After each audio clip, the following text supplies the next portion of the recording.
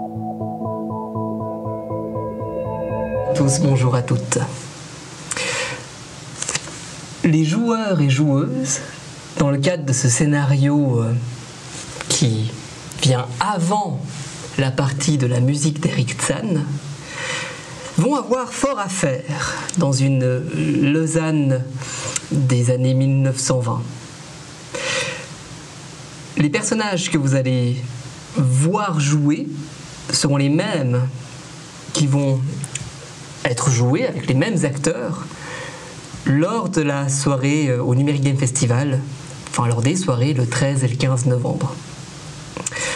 C'est pour eux l'occasion de s'entraîner à définir leurs personnages, l'occasion aussi de renforcer certains liens ou de corrompre certaines amitiés naissantes. Ce sont une bande d'investigateurs contractés par la police pour résoudre certaines affaires auxquelles les Vaudois ne se confrontent pas trop. Dès que ça devient un petit peu trop étrange, on les envoie, eux, et puis généralement ils font du bon travail.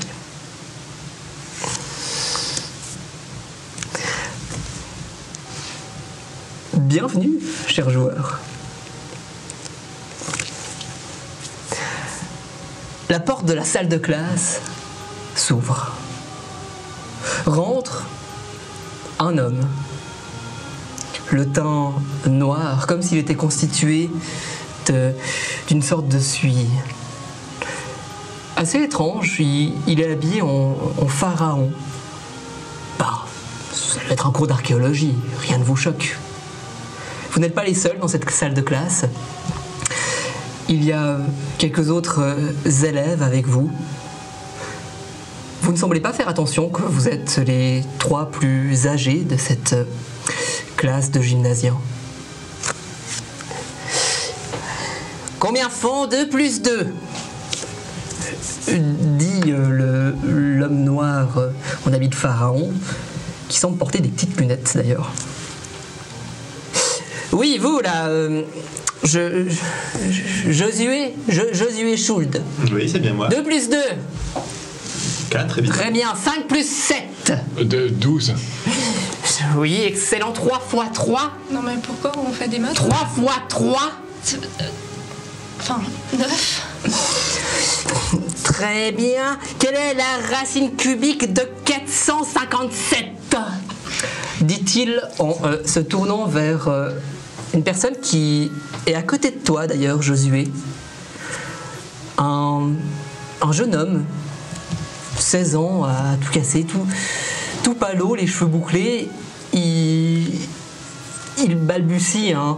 Je sais pas, monsieur. Il ne sait pas. Hans! Des pas se font entendre du couloir. Pom, pom, pom, pom, pom. La porte s'ouvre avec fracas. Rentre une sorte de ces bodybuilders de foire avec un sorte de tenue rayée rouge et blanche, des belles petites moustaches. Il se précipite vers votre camarade. Bon, bon, bon. Lui met une patate, le prend sur son épaule et il se précipite dans le couloir. Un cri retentit. Vous vous réveillez. L'air est humide.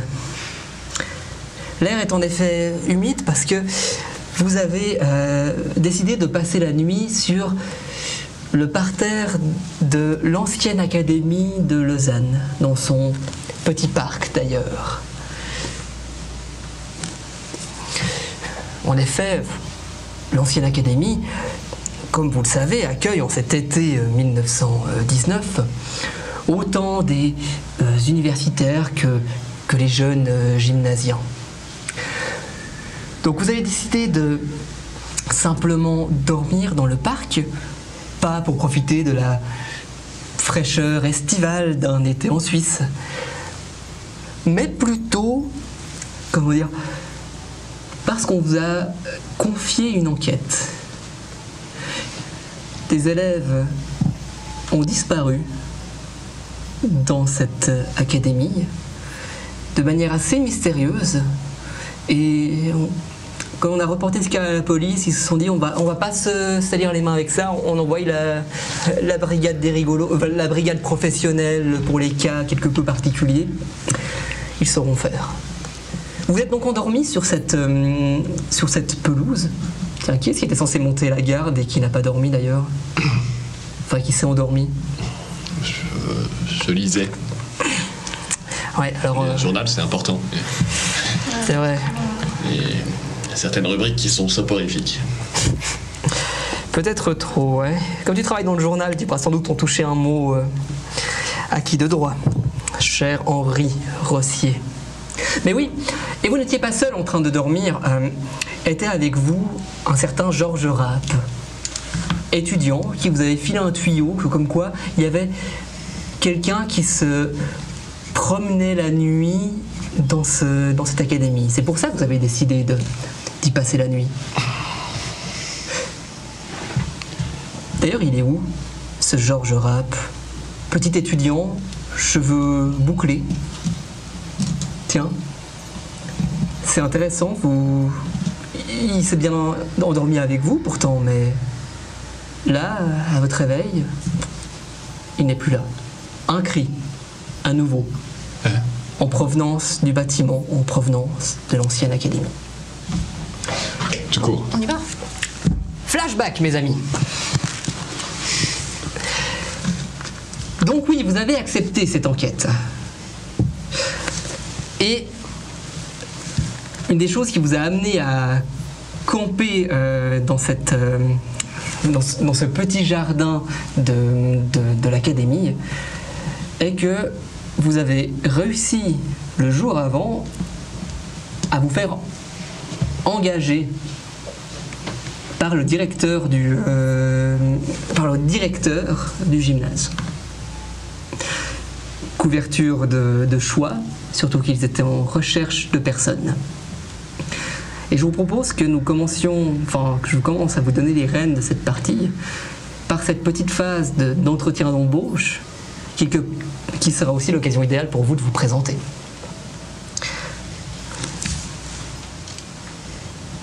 Le bureau du directeur se trouve relativement proche de la cathédrale, cathédrale énorme, monument évidemment, et je vous remets la carte. Il se retrouve vraiment tout au bout, proche d'une série d'escaliers qui descend vers la Riponne. Le palais de Rumine a été finalisé d'être construit voilà quelques années à présent. Les étudiants y ont élu domicile. Et l'ancienne académie n'est pas le seul endroit où se trouvent des écoliers, des gymnasiens, des universitaires. Il y a aussi d'autres petits bâtiments dans l'ancien hôpital qui s'appelle à présent la mercerie, où pour y accéder, il faut sortir de l'ancienne académie, longer la cathédrale et descendre une petite ruelle qui vous amène devant ce bâtiment. Bref, vous êtes retrouvés du coup quelques heures avant ce réveil en sursaut devant le directeur pour tenter de vous faire engager. Le directeur, un homme sévère. Dans son bureau, il y a même un fouet d'artillerie qui traîne dans un porte-parapluie. La légende raconte qu'il s'en sert sur les étudiants récalcitrants. Donc je vois monsieur Josué Schuld, c'est ça? Josué est ici. Josué Schuld. Oui, c'est bien moi. Bonjour, monsieur le directeur. Oui, bonjour. Et vous êtes... Henri Rossier. Henri Rossier. Et vous? Célestine Burnand, enchantée. Très bien. Écoutez, bon, déjà, je vais commencer par une personne, les autres m'attendront dehors. Et on discutera tout ça calmement. Madame. Pas de chance. Ladies first, hein. Célestine Burnand, vous postulez au titre de...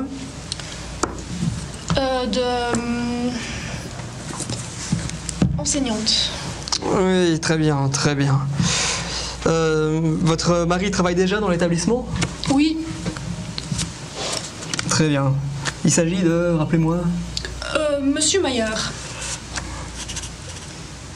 Ah, vous n'avez pas le même. Non, c'est un petit problème administratif, mais on est en train de travailler dessus. Ça. Félicitations. Merci. Du coup.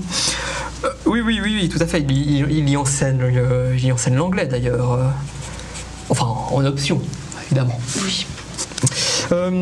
Et du coup, vous postulez pour, d'après votre CV, pour le droit, c'est ça? Le droit, exactement, oui. Écoutez, Madame Bourdon, enfin, je ne vais pas vous cacher, une femme dans l'institution, ça s'est déjà vu, mais on prend les meilleurs. Évidemment. Parlez-moi un petit peu de vous. Quels sont vos, qualités, qualificatifs? Vous avez déjà géré des situations difficiles avec des classes? Alors, pas avec des classes, non, mais gérer des situations difficiles, ça, oui. Effectivement. J'étais pendant un long temps, quelques années quand même, engagée auprès de la police municipale, ici à Lausanne. Oh, tiens, oui. Voilà. Et maintenant, petit changement de parcours. Oui, je vois ça. D'après votre CV, vous avez été même championne de lutte? Oui, exactement. Eh ben, je n'oserais pas vous dire que ça ne vous servira pas. Espérons pas, en tout cas. Très bien. Une expertise aussi en recherche bibliographique, à ce que je vois.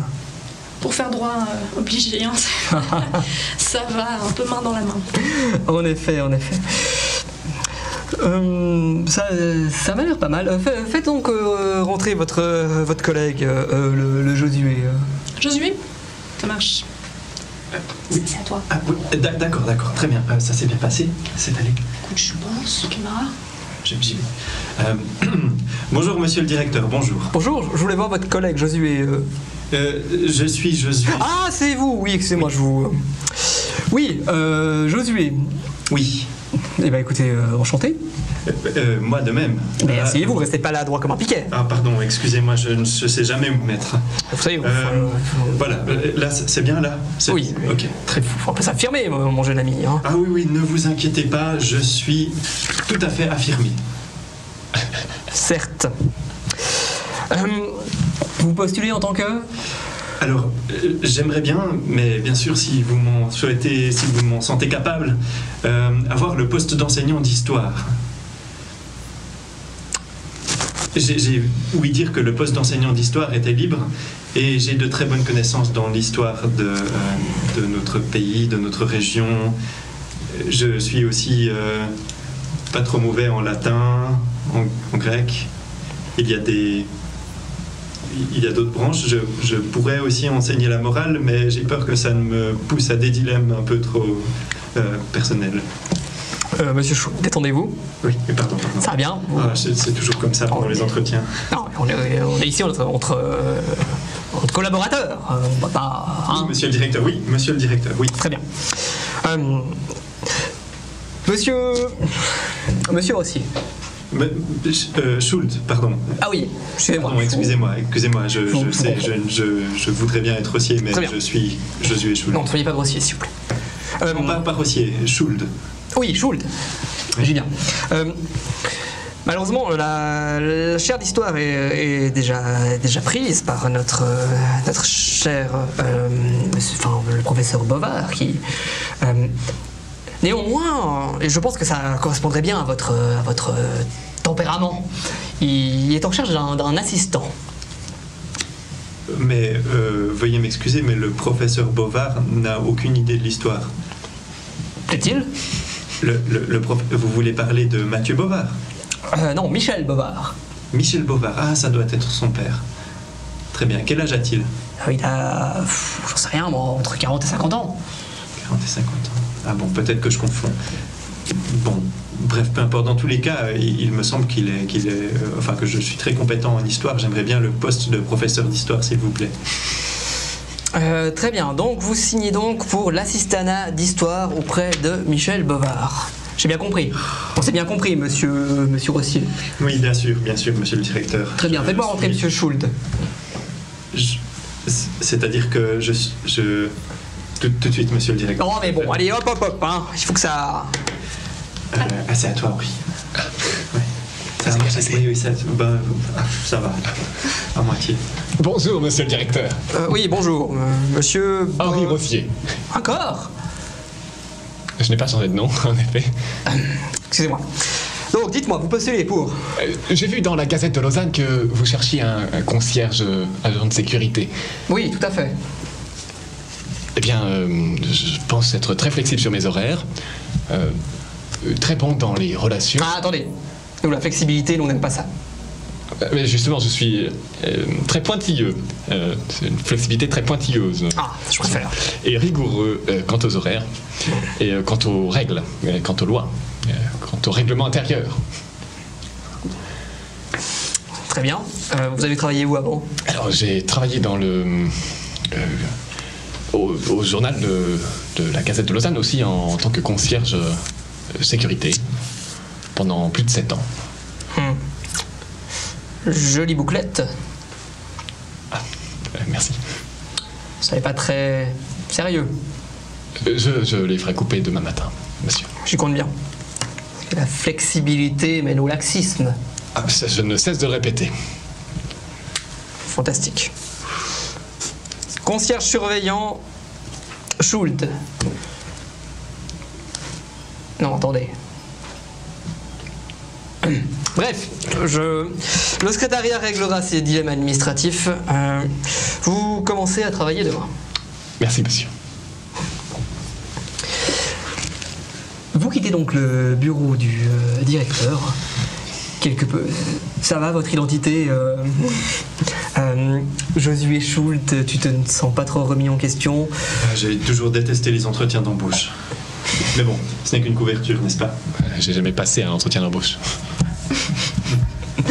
Du coup, pour une première... Moi, je pensais pas qu'il posait des questions sur à qui j'étais mariée. Enfin, je croyais qu'on venait pour travailler, non? Et vous avez eu quoi comme poste?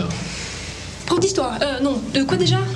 Non, prof d'histoire, c'est moi. Oui, ça devrait être... Droit, moi c'est droit. Enfin, on s'en fout en même temps, on va pas enseigner, c'est bon, c'est... Mais c'est le principe d'une couverture. Non, Il faut agir comme si t'étais vraiment prof Oui, d'histoire. mais on va pas vraiment enseigner, on va genre... Enfin... Oh, prof de droit, hein. Attention. Bref, votre couverture commence en effet le lendemain et vous avez profité de ces quelques heures pour avoir pour couper les bouclettes. Je suis navré, Henri. Mais pour déjà un petit peu tâter le terrain. Vous avez croisé de loin ce fameux Michel Bovard, professeur d'histoire et d'archéologie, dont les élèves disent d'ailleurs le plus grand bien, qui est d'ailleurs marié à Emma Bovard, professeure d'histoire romaine, qui a sans doute piqué ta place du coup, enfin, dont tu as essayé de piquer la place. Dans l'histoire avec Bovard, c'est compliqué. C'est-à-dire qu'à l'université, j'aurais dû avoir ce poste de chercheur, mais c'est Bovard qui l'a eu. Ah. Et donc, j'ai dû faire une thèse sur toute autre chose. Je ne suis même pas parvenu à la finir parce que le sujet ne m'intéressait pas.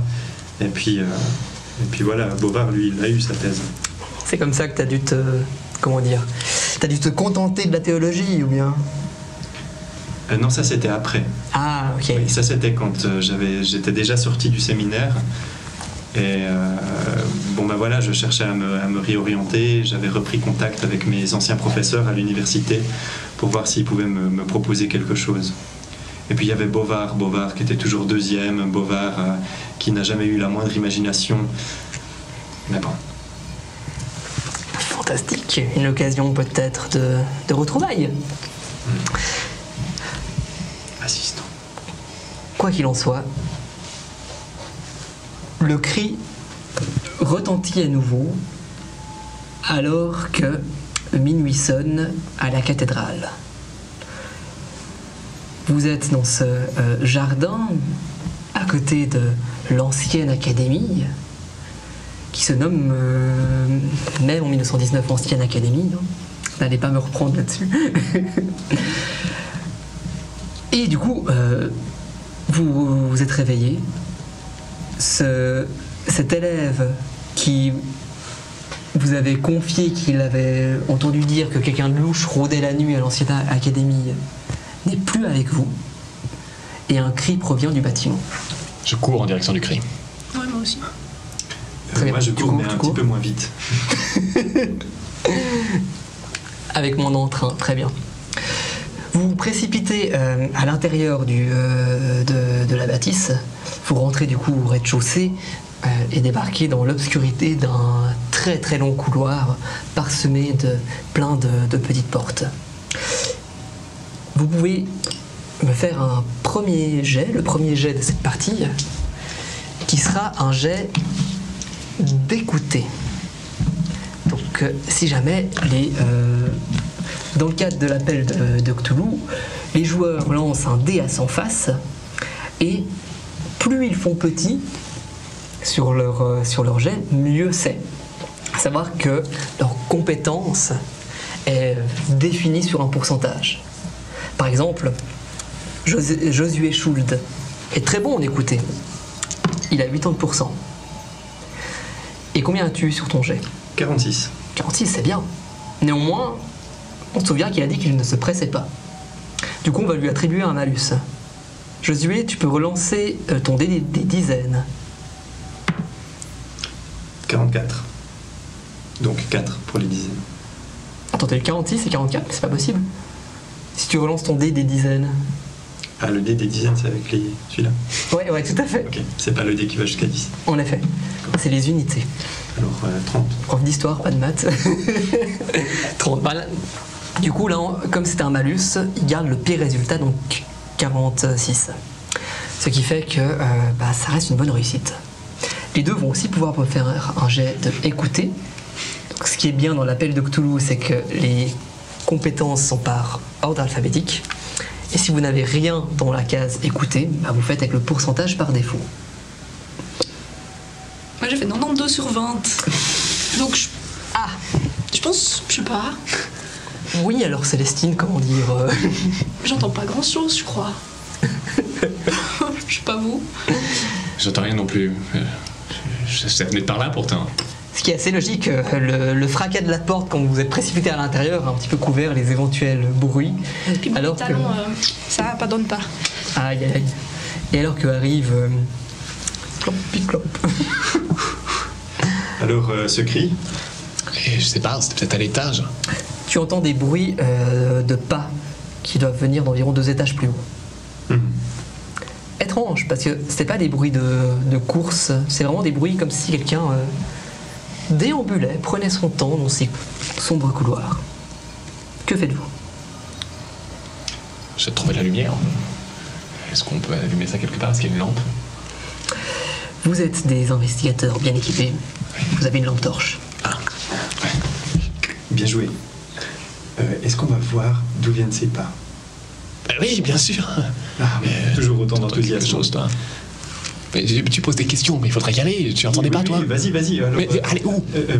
En haut. C'est là-haut. Non, mais c'est toi qui as dit que c'était en haut en plus. Je sais pas, moi j'ai dit que c'était en... allons-y. Non, allons-y. Allons-y. Attention. Allez-y plutôt.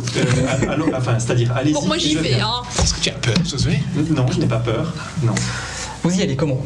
Précipitation, il faut y aller. Je vous rappelle que votre jeune informateur a disparu et vous enquêtez sur la disparition d'élèves. Mais vous pouvez aussi choisir d'y aller discrétion pour essayer de surprendre la personne qui est là. Je cours en toute hâte. Moi, j'y vais très discrètement. Évidemment. Non, moi j'y vais dans mon pas aussi. Très bien. Les deux se précipitent du coup Pas trop de bruit. au 3e étage de l'académie. Et vous voyez trônant au centre du couloir une figure, une silhouette, un homme.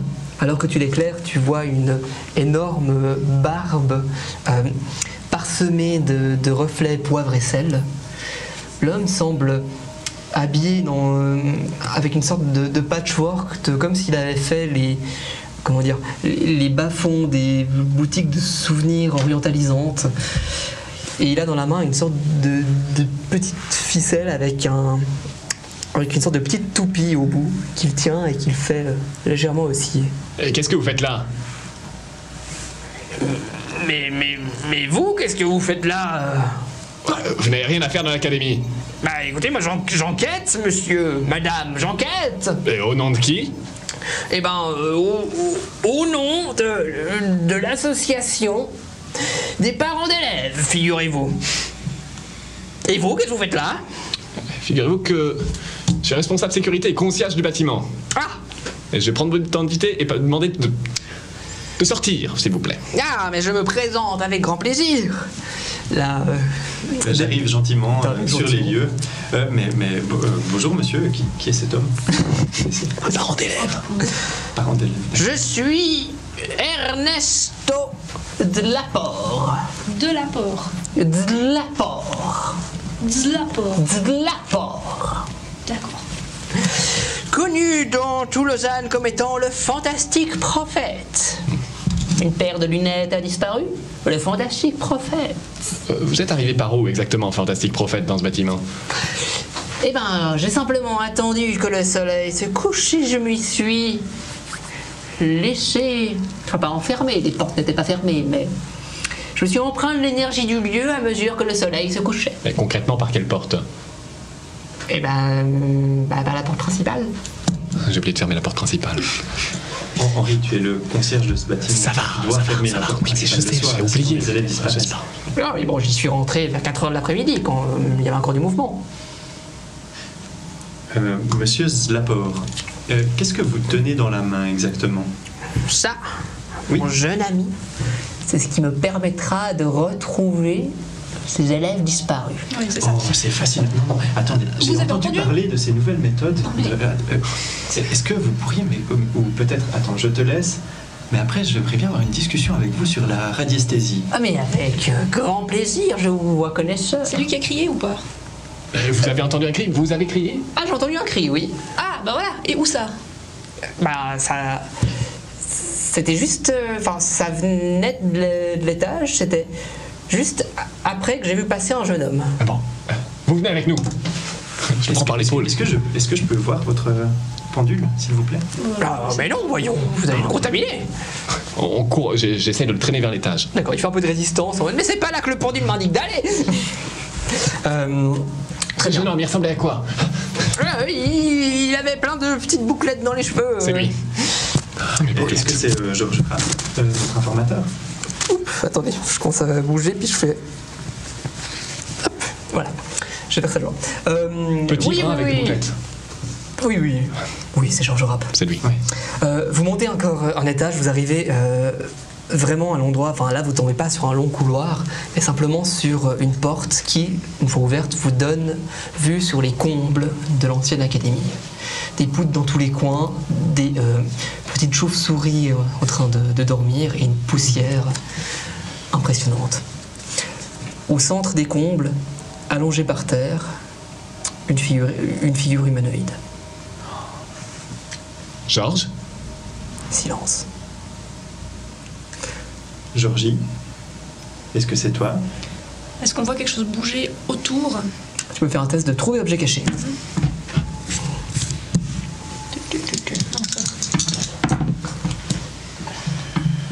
68 sur 75. 68 sur 55, ça passe quand même. Juste.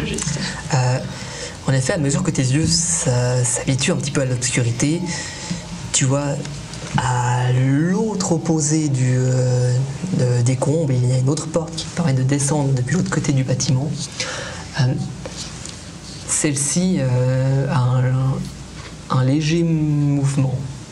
Difficile à voir avec cette obscurité où si tu regardes droit devant tu vois pas, mais si tu regardes juste un petit peu à côté tu distingues quelques formes. Donc dur à dire à cette distance-là si elle s'ouvre ou se ferme. Regardez s'il est encore vivant. Je vais juste voir là-bas. Bien sûr, je m'en J'essaie de occupe. faire le tour sans trop... Et pendant ce temps, moi, je Faisons vais gaffe. vers la forme allongée et je constate que c'est effectivement Georges. Effectivement, Georges. Et j'essaye de le secouer, j'essaye de lui l'appeler, mais il ne se passe rien. Toi, tu vois aussi avec Avec lui. avec Josué. Qu'est-ce qui lui est arrivé? Ok. Donc, du coup, vous êtes trois, vous penchez sur le corps du malheureux Georges Rapp. Lorsque vous le retournez, vous constatez que malheureusement il est mort. D'une bien cruelle façon, le haut de son visage semble percé d'une multitude de trous, d'où suinte un liquide rougeâtre. Mais c'est horrible. Qu'est-ce qui lui est arrivé? Eh ben, les deux, vous pouvez me faire un test de santé mentale. 96. 96. 3-0.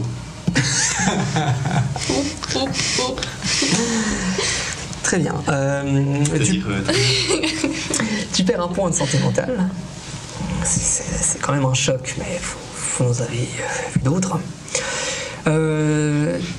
Par contre, toi, tu en perds 4. je perds 4 points de sentiment. Ouais. Est-ce que je peux les enlever ici? Oui, tout à fait. Tu vois, tout en haut de ta feuille de perso, t'as un endroit où t'as les points de santé mentale. Je crois qu'il t'en restait 58, si je dis pas de bêtises. Non, il t'en reste 58. Du coup, t'es à 54. Notre ami Josué ne réagit pas du tout de manière convenable face à ce pauvre cadavre. D'ailleurs, je m'adresse à la joueuse qui interprète Célestine. Bonjour Sophie. Comment est-ce qu'il réagit? Qu'est-ce qu'il fait qui n'est pas du tout dans ses habitudes? Si tu veux y réfléchir 2 secondes, je pose une autre question au joueur qui joue Henri, donc Eliwan. Il va faire un autre truc qui est très bizarre aussi, mais que le fantastique prophète va apprécier, bizarrement. Il se met à lécher le visage. Très bien.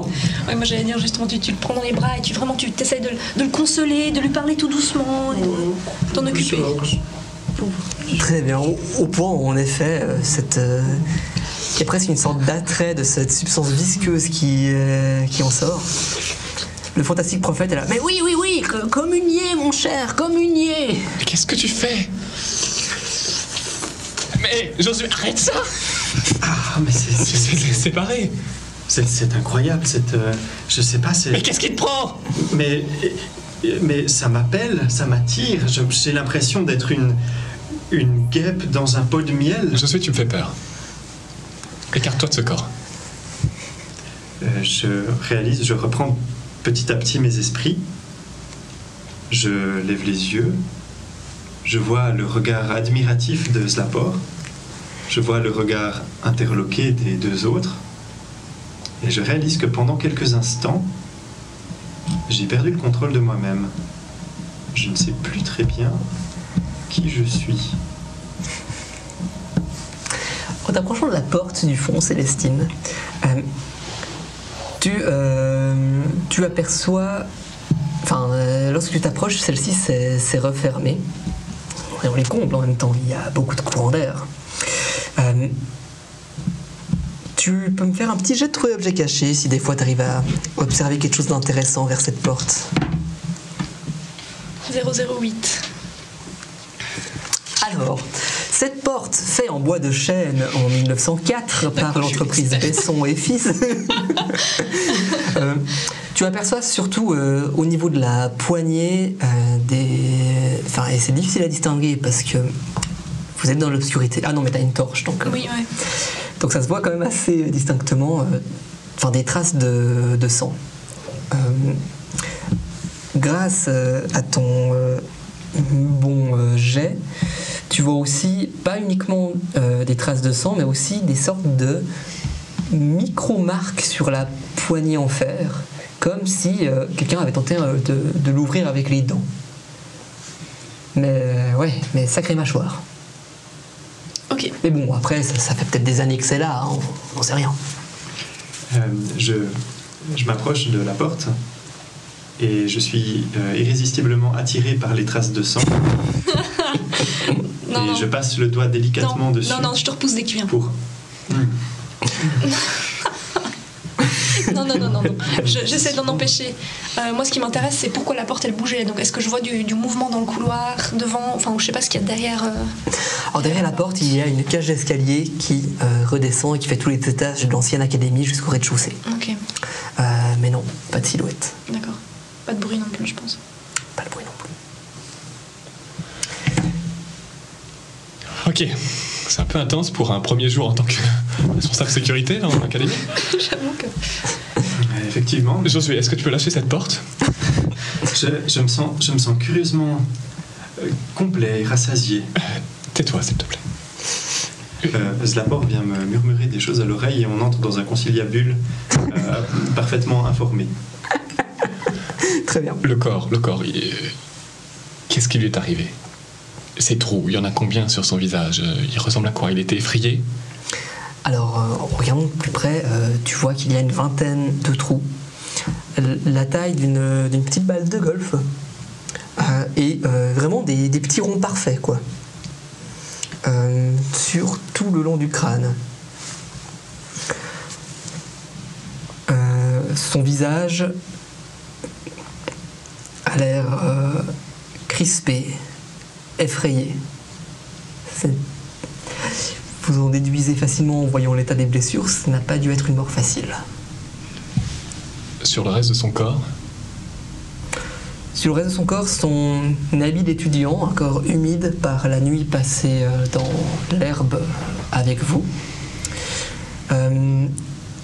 Dans sa poche arrière, une sorte de petit sachet en plastique. Non, pardon, petit sachet en papier. Sur lequel il y a des initiales qui ne sont autres que E et C. Comment ça s'écrit, Zlapor? Alors, Zlapor, c'est D-L-A-P-O-R-T. Vous pouvez l'appeler le fantastique prophète, si c'est plus simple. Juste une pochette en papier. Et à l'intérieur? À l'intérieur, rien. Mes chers collègues, je viens de me rappeler de quelque chose. Figurez-vous que peu avant qu'on soit réveillé par ce cri, j'ai justement rêvé à Georges Rapp. J'ai fait un rêve très très étrange où on lui posait une équation mathématique insoluble. Racine de 347. Racine cubique. Arrête. Mais c'est mon rêve. Non, c'est le mien. Ah non, c'est mon rêve. Mais qu'est-ce qui s'est passé? C'est donc ça que j'entendais crier en haut. Quoi? Pardon? Le fantastique prophète qui... Mais... Oui, quand j'ai fait ma petite tournée, j'ai entendu des cris. Enfin, j'ai vu l'étudiant passer devant moi. J'ai entendu des cris. Mais je pense que c'est pas lié avec les étudiants qui ont disparu. Pourquoi Qu'est-ce pas que ça a crié? Enfin, Fantastique prophète. Hein? Arrête de l'appeler comme ça! Mais il est fantastique. Hein. Et je suis un prophète. Et c'est... Qu'est-ce que vous avez entendu crier? Eh ben, je faisais un petit tour pour sonder les énergies, pour retrouver les disparus, quand soudain, un étudiant passe devant moi. Il courait. Non, il marchait. J'ai tenté de le saluer. Il m'a ignoré. Est-ce que c'était cet étudiant? Oui, rendez-vous compte, il m'a ignoré, moi, le fantastique prophète. est-ce qu'il allait d'un bon pas? Il savait où il voulait aller ou... Non, il avait l'air plutôt d'être un petit peu en promenade. Enfin, je l'ai vu à une vingtaine de mètres, je ne suis pas approché, je me suis dit, bah... Mon pendule n'indiquait rien de suspect, donc je ne l'ai pas suivi. Oui, bon... Puis après quelques instants, j'ai commencé à entendre des cris qui venaient de l'étage. Et là, moi, qu'est-ce que j'ai fait? J'ai regardé mon pendule, qui n'a pas réagi. Alors du coup, je me suis dit, c'est sans doute une fausse piste. Et les cris, c'était les cris de cet étudiant, certainement. C'était les cris d'un jeune homme. Écoutez, je ne suis pas spécialiste en cris de jeunes étudiants, mais...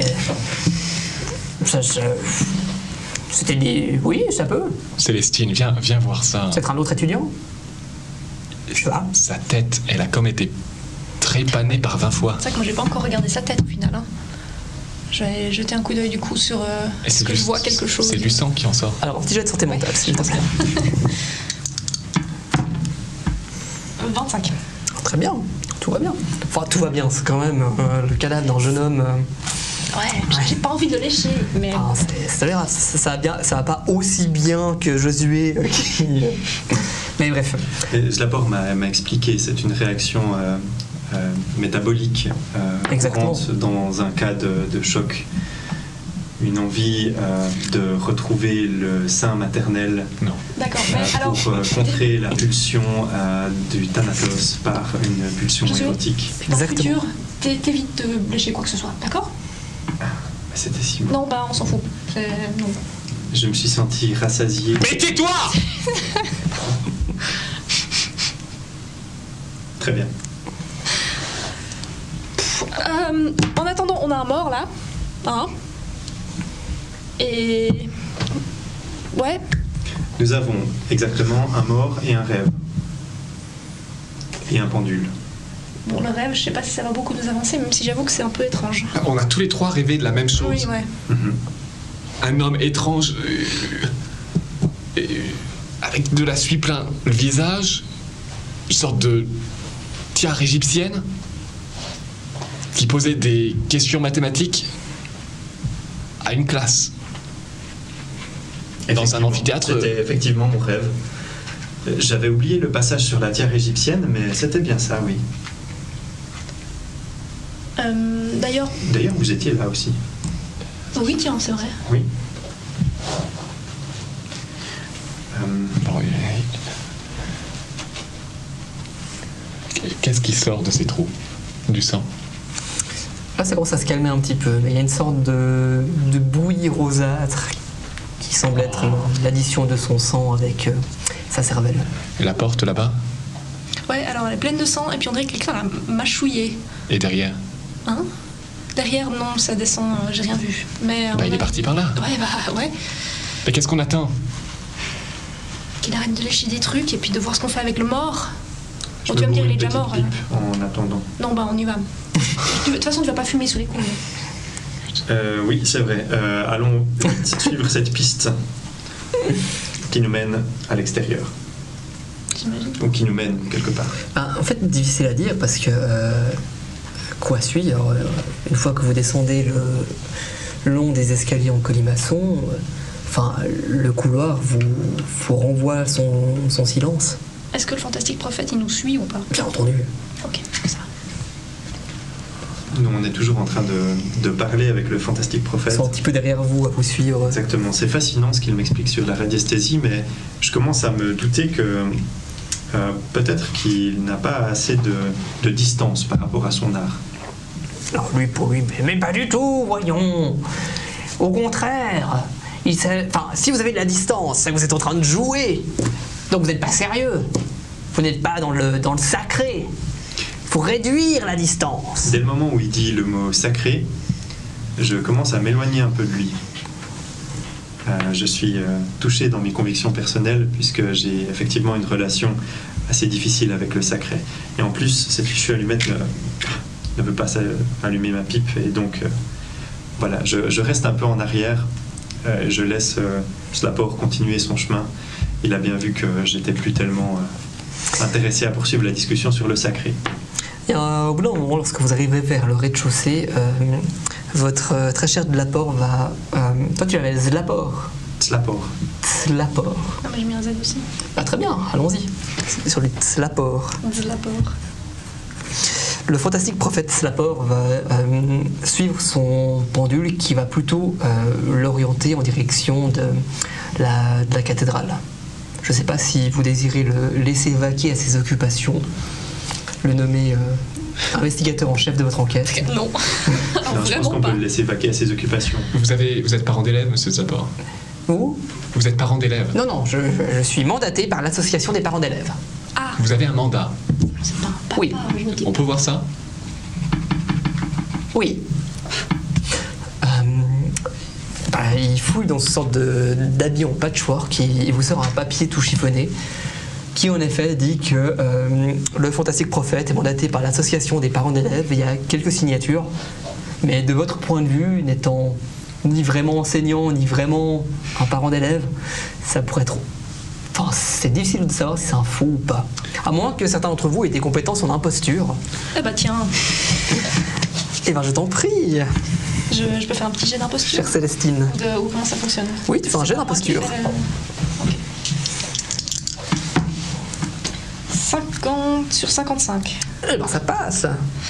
Malgré l'état déplorable du papier, ça a l'air d'être vrai. Tu arrives à reconnaître la signature du directeur. Ok. Si tu étais graphologue, tu aurais pu dire que le directeur a soupiré lourdement en signant ça. Néanmoins, il l'a signé. Non, c'est bon. Bon.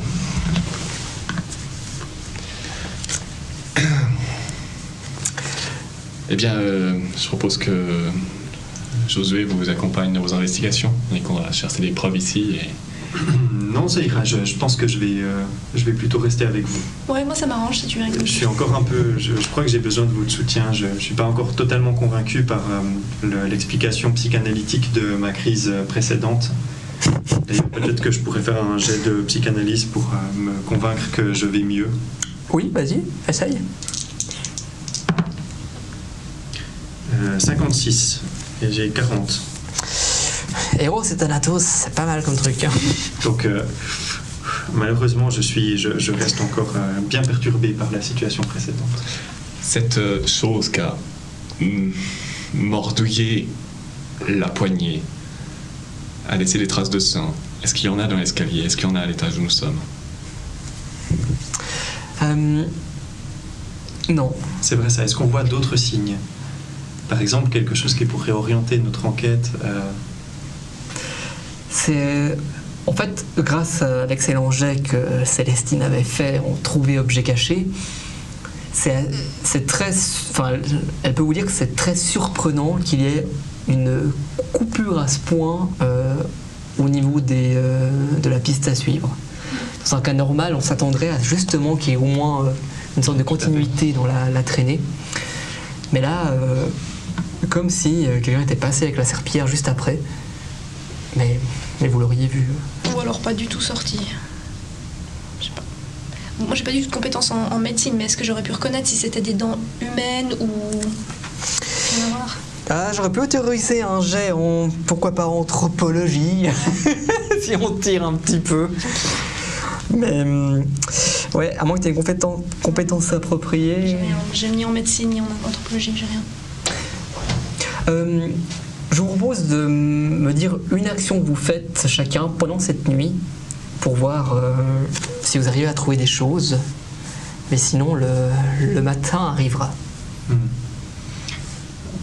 Alors, moi, je décide de rester vers mes deux camarades parce que je suis quand même très perturbé par ce qui m'est arrivé tout à l'heure quand je berçais le cadavre. Et je suis plongé dans mes pensées, mais je regarde avec beaucoup d'attention le sol en étant plongé dans mes pensées, justement.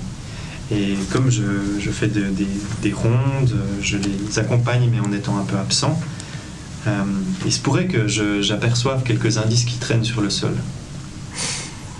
Très bien, donc toi, ton intention, enfin oui, tu les accompagnes, mais tu examines un petit peu le sol, parce qu'on sait jamais. Quelles sont vos intentions, vous deux? Bon, si on trouve rien immédiatement dans ce couloir, enfin dans le couloir qui descend et ensuite au rez-de-chaussée, moi je pense qu'il faut qu'on remonte. Et puis j'aimerais bien qu'on prenne une photo. Je crois que toi, tu as un appareil photo ou quelque chose. Oui, oui. Qu'on prenne une photo en tout cas de sa tête. Oui. Je vais premièrement vérifier que toutes les entrées, toutes les sorties sont bien fermées. Ouais, je pense que c'est bien. Très bien. Ok. Jérémy, personnage que joue Jérémy, donc mon cher Josué Schuld, tu peux me faire un petit jet de trouver objet caché. Il doit être vers la fin de ta liste de compétences. Vous arrivez sans autre à avoir une photo du cadavre. Vu les compétences photographiques de Henri, ça ne posera de problème. En faisant le tour, parce que en effet, hein, vous êtes rentré précipitamment dans le bâtiment au début, mais tu as dû déverrouiller la porte quand même. Oui. Le fantastique prophète s'était laissé enfermer à l'intérieur. Oui. Mais tu trouves une porte qui est ouverte. Ces portes n'ont pas besoin de clé pour être ouvertes depuis l'intérieur. Et c'est la porte qui est tout au bout de l'ancienne académie, qui est vraiment tout au bout de l'ancienne académie. Elle est atteignable depuis l'intérieur, il faut juste faire tous les couloirs, descendre, monter quelques petits trucs. T'es sûr que tu l'as fermée pourtant? Mais là, elle est ouverte. Elle s'ouvre depuis l'intérieur, celle-ci. Ouais. Et là, elle est encore ouverte, elle n'a pas été refermée. Non, elle n'a pas été refermée. Ici. Mon jet de trouver objet caché n'a rien donné. Alors malheureusement, à noter que sur cette porte, pas de traces de sang et pas de petits mordillages. J'ai fait le tour tout à l'heure, elle était fermée, j'en suis sûr. Donc quelqu'un est rentré. Quelqu'un est sorti par là. Sorti. Quelqu'un est sorti par là. Comment tu sais que c'est sorti et pas rentré? À moins qu'il ait les clés. Mais même pour sortir, non, il faut la clé. Ouais. Non. Pas pour sortir. Pas pour sortir, d'accord.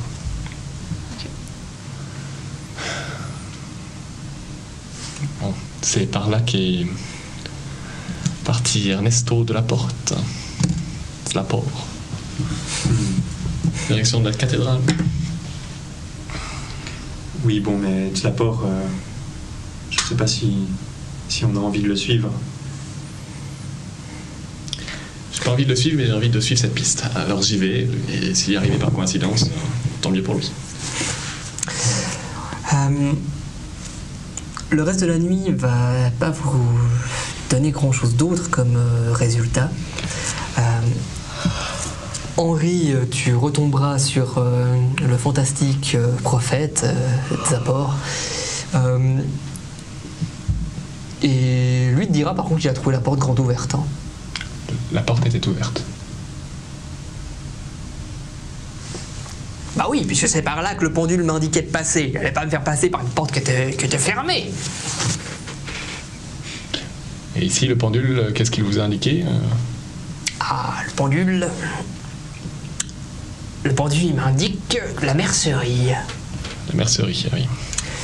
La mercerie, donc, qui est l'ancien hôpital, l'ancienne prison qui a été réaménagée en endroit pour le collège scientifique. Ça a Puis, l'air- je sais pas si tu as envie de suivre le fantastique prophète pendant le reste de la nuit ou pas du tout. Et la mercerie d'extérieur, il n'y a pas de lumière. Ça a l'air éteint cette nuit. Ouais, ça a complètement éteint. Il n'y a pas une porte Il ouverte. y a un énorme portail grillagé qui est fermé, qui empêche les gens d'entrer. D'ailleurs, toi, tu n'as même pas la clé de cet endroit, parce qu'il me semble qu'à l'époque, c'est encore une direction qui est différente. On va dire que dans le cadre de cette partie, c'est une direction qui est différente. Bonne nuit, monsieur Zapor. Oui. Et la prochaine fois, plutôt que de vous enfermer à l'intérieur de l'académie, vous faites appel à moi. Avec grand plaisir, monsieur... Monsieur Rossier. Voilà, Grossier, oui. Rossier. Ah oui, Roncier, oui. Très bien. Est-ce qu'on avertirait quand même la police qu'on a trouvé un mort? Oui. Absolument. Et le Moi, directeur, j'appelle. et je vais perdre mon job un jour après l'avoir eu. Non, mais c'est pas... Enfin, Vous avez l'habitude de genre de... comment dire? De petits déboires. Parfois, Georges Rapp est une victime de plus... c'est pas la première personne que vous voyez mourir dans le cadre de vos enquêtes.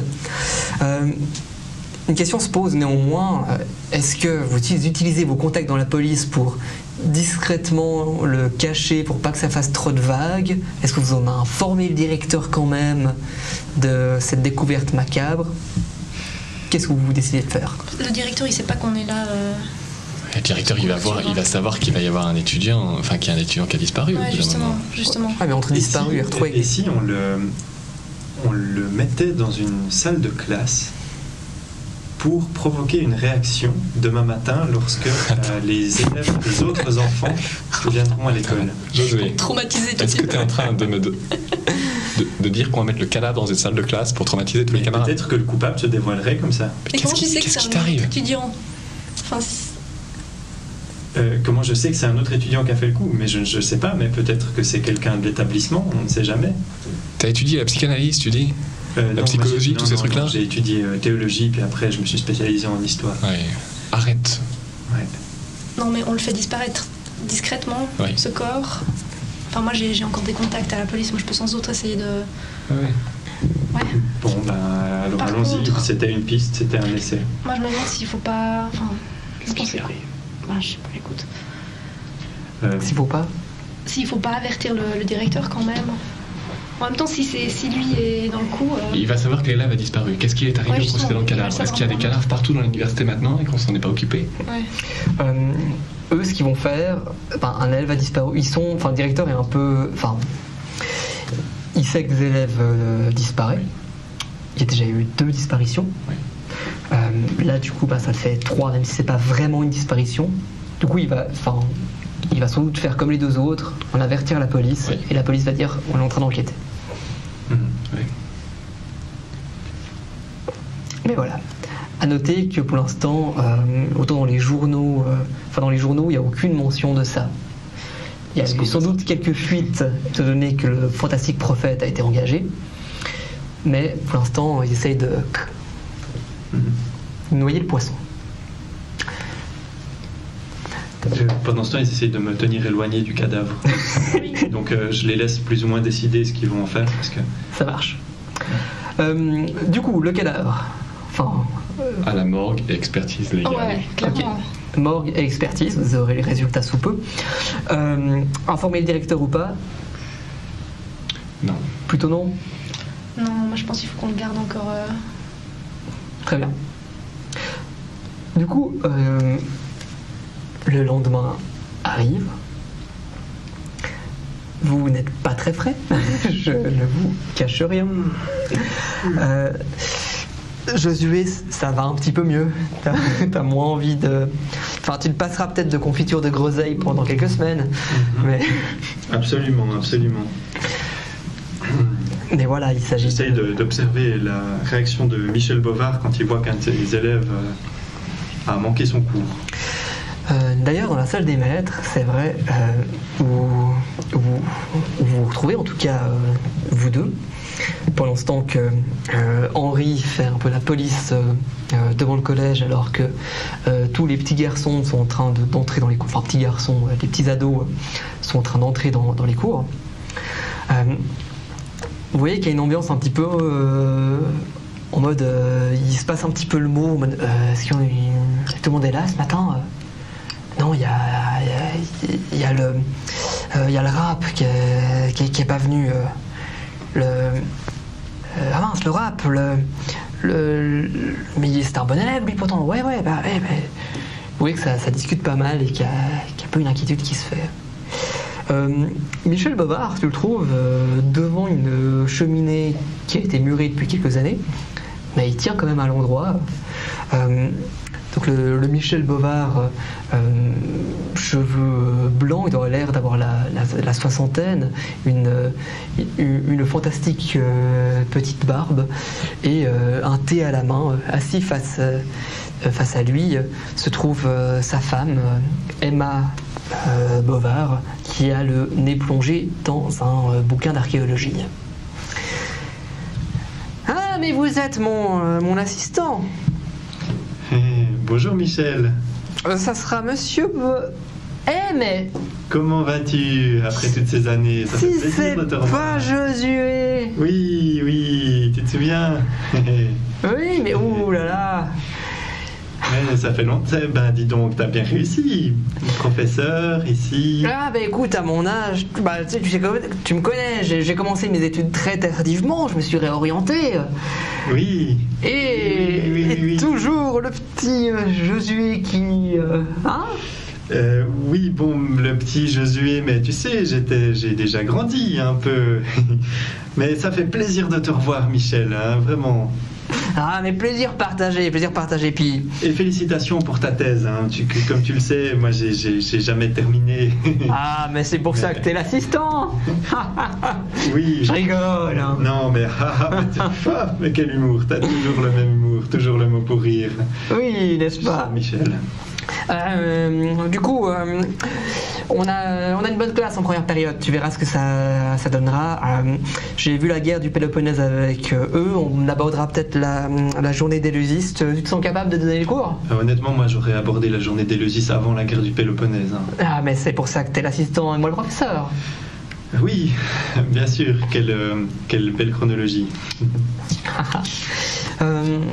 Pendant ce temps, de ton côté,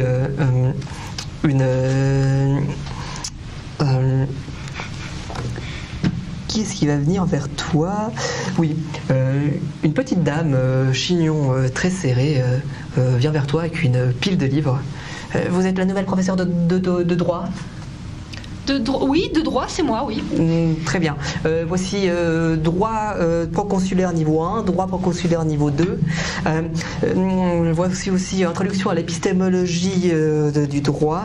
Et je crois que ce sera tout pour la première classe. Oui, je pense que ça va suffire pour une première... oui, merci. Pardon, vous êtes moi, je suis Micheline Delessert. Enchantée. Oui, bibliothécaire de l'endroit. On m'a dit que vous avez sans doute besoin de quelques livres. Effectivement, super. Célestine Burnand, enchantée. Oui. J'entends le dire, oui. Très bien. Liwan, enfin plutôt Henri, tu peux me faire un test de trouver objet caché? 66 pour 65. C'est bien dommage. En observant tous ces élèves en train de rentrer, en faisant un petit peu de discipline, enfin, plus des mais on connaît. Tu vois certains élèves qui rentrent dans l'ancienne académie et qui se dépêchent de ranger dans leur poche un petit sachet en papier. Néanmoins, comme tu as pas réussi ton jet, tu ne vois absolument pas d'où ça peut provenir. Oui, mais je peux en attraper un par le coude. Bien sûr. Oh monsieur, qu'est-ce qui se passe? Je vais être en retard. Qu'est-ce que c'est que ça? Quoi ça? Quoi? Ce que tu viens de mettre dans ta poche arrière gauche. Ça, c'est rien. C'est pas grand-chose. Tu le fouilles ou... Je lui fais retirer de sa poche. Il te sort de sa poche un petit sachet en papier. Oh non, c'est rien, monsieur, je vous jure, c'est rien. Il y a quelque chose de marqué dessus? Ouais, il y a une initiale, EC. J'ouvre. Dedans, tu vois du tabac. Et... Enfin, principalement du tabac. Enfin, il y a au moins la moitié de tabac. Ton nom? Non, monsieur, s'il vous plaît. Ton nom? Roger Dupuis. J'attrape par l'oreille. Je le mène à l'écart. Très bien. Pendant ce temps, vous deux, est-ce que vous faites quelque chose de particulier dans cette salle des maîtres ou est-ce que vous vous lancez dans vos cours? Alors, j'essaye de ne pas paraître trop ignorant à côté de Michel Bovard, mais je vois bien qu'il maîtrise beaucoup mieux la guerre du Péloponnèse que moi. Et puis, je le suis dans sa salle de classe. Très bien. Puis de ton côté, Célestine? Moi, j'ai absolument pas du tout l'intention de donner un cours. Donc, je vais faire celle qui... Ah, j'ai oublié que c'était aujourd'hui. Oh là là, tous ces livres, c'était passionnant, tous ces livres que j'ai reçus de la bibliothécaire. Et je vais plutôt fouiller la salle de maître, regarder à gauche, à droite si je vois quelqu'un dans les couloirs. Enfin, genre tout, mais pas aller en cours. Très bien. Tu peux me tenter un jet d'imposture pour essayer d'échapper à ça? Oh là là. Non, 57 sur 55. Quel dommage. Tu te laisses prendre dans une fantastique conversation avec avec Claude Cholet, professeur d'histoire médiévale, qui te fait tout un un propos sur les différents enseignants en mode oui ou non, vous ferez attention à votre programme, hein, ça va être très... Oui, Emma, très, très réservée, hein, mais très sympathique. Emma, c'est... Emma Bovard, c'est la bibliothécaire, justement. Professeure d'histoire, non, d'histoire romaine. Voilà, ouais. Oui, bah, je vous balance plein de noms, n'hésitez pas à me redire si on a dit qui. Michel Bovard. Très sympathique, j'ai beaucoup aimé ses étudiants. Hein. Ah ouais? Oui, puis un puits de science, c'est incroyable. Dommage que tu n'es pas là, que tu ne sois pas là. Je peux pas entendre ces inepties. Alors que finalement tu te laisses un petit peu prendre dans cette discussion de ragot. Il dit quelque chose sur le directeur, à tout hasard? Oui, un ancien colonel. C'est pour ça qu'il est... Oui, il paraît qu'il y a une fois les manifestants, enfin les étudiants ont voulu manifester contre son autorité. Tous les étudiants étaient réunis devant les grilles de la mercerie. Et il y est allé avec son fouet d'artillerie. Ah, ça fait la une des journaux. Hein. Oh là, j'imagine, ouais. Mais bon. Ok, Et alors que tu te fais prendre sur ce petit jeu de ragot, ah bah tiens, si c'est pas votre classe, allez mon cours. Et tu te retrouves devant une centaine d'étudiants qui, te voyant rentrer, se lèvent tous. Quelques petits murmures entre eux. Regardez, c'est une femme. Je l'entends, regardez, c'est une femme. Ouais. Parce que alors, je leur lance, eh ben oui, c'est une femme, bonjour. Et puis je bluffe à travers mon cours en faisant du... Merveilleux. Sophie, du coup, le cours du jour, bah tu vois, d'ailleurs il est noté au tableau, parce que je pense que celui que tu remplaces avait une balidification très... ton cours du jour portera sur le bilan comptable, nouvelle épistémologie. Oui, bien sûr. Donc je le répète, le bilan comptable, nouvelle épistémologie. J'imagine que si tu me le répètes, il faut que je le note. Parce que je te laisserai nous bullshiter un merveilleux cours là-dessus en RP qui pourra te donner éventuellement un bonus sur ton jet d'imposture. Et je te laisse le temps de réfléchir. Maintenant, on revient à Henri. Monsieur, lâchez-moi l'oreille. Oh, ah. Le directeur va être très content de... Non, s'il vous plaît. Et tes parents aussi, j'imagine. Non, s'il vous plaît. Et non, c'est pour la cuisine, c'est de l'aromate. Oui, je me prends pour un con. Non, monsieur. Bon, un petit peu, monsieur. Ouais, j'ai l'impression. Ça me plaît pas vraiment. Non, pardon. S'il vous plaît, balancez pas, monsieur. Il y a peut-être moyen pour que je balance pas. Ah ouais, c'est quoi, monsieur? Tu vas me dire qui t'a donné ça? Ouais, c'est Étienne Chauvy. Étienne Chauvy, c'est qui lui? Étienne Chauvy, c'est un grand dadais qui est en dernière année d'histoire. Il fournit les autres élèves en médicaments pour se détendre. Ouais. Bon, ton cours a commencé là. Ouais, monsieur. Merci, monsieur. Et je vais aller dans le cours d'histoire. Très bien. Cours d'histoire d'ailleurs, lorsque tu y rentres, enfin d'abord évidemment Michel Bovard y rentre, toute la classe se lève. Et contrairement avec tout le respect que je dois à Célestine, où là c'est un peu oh tiens il y a le prof, on se lève et tout, là c'est droit, enfin ils se lèvent tous comme un seul homme. Michel Bovard rentre, il les toise tous du regard pendant une vingtaine de secondes, sourit. Asseyez-vous, je vous en prie. La connaissance, n'est-ce pas merveilleux? Je vous présente mon assistant, le petit Josué qui est ici. Il fera certaines tâches comme effacer le tableau ou vous redonner certaines choses ou corriger les devoirs. Tout va bien, Josué? Oui, Michel, tout va bien. Merveilleux. Laissez-moi consulter vos notes. Ah, Monsieur Rapp, Georges Rapp, je ne le vois pas. Georges Rapp. Ah, absent. Bon, les deux autres aussi. Hector Altermato, lui, ça fait bien 2 semaines qu'il est absent. Hubert Beauvais, ou bien 1 semaine celui-là aussi. Hein. Ouh là là, dis donc. Eh bien, c'est les meilleurs qui partent les premiers, dis donc. Bon, j'en étais où? Oui.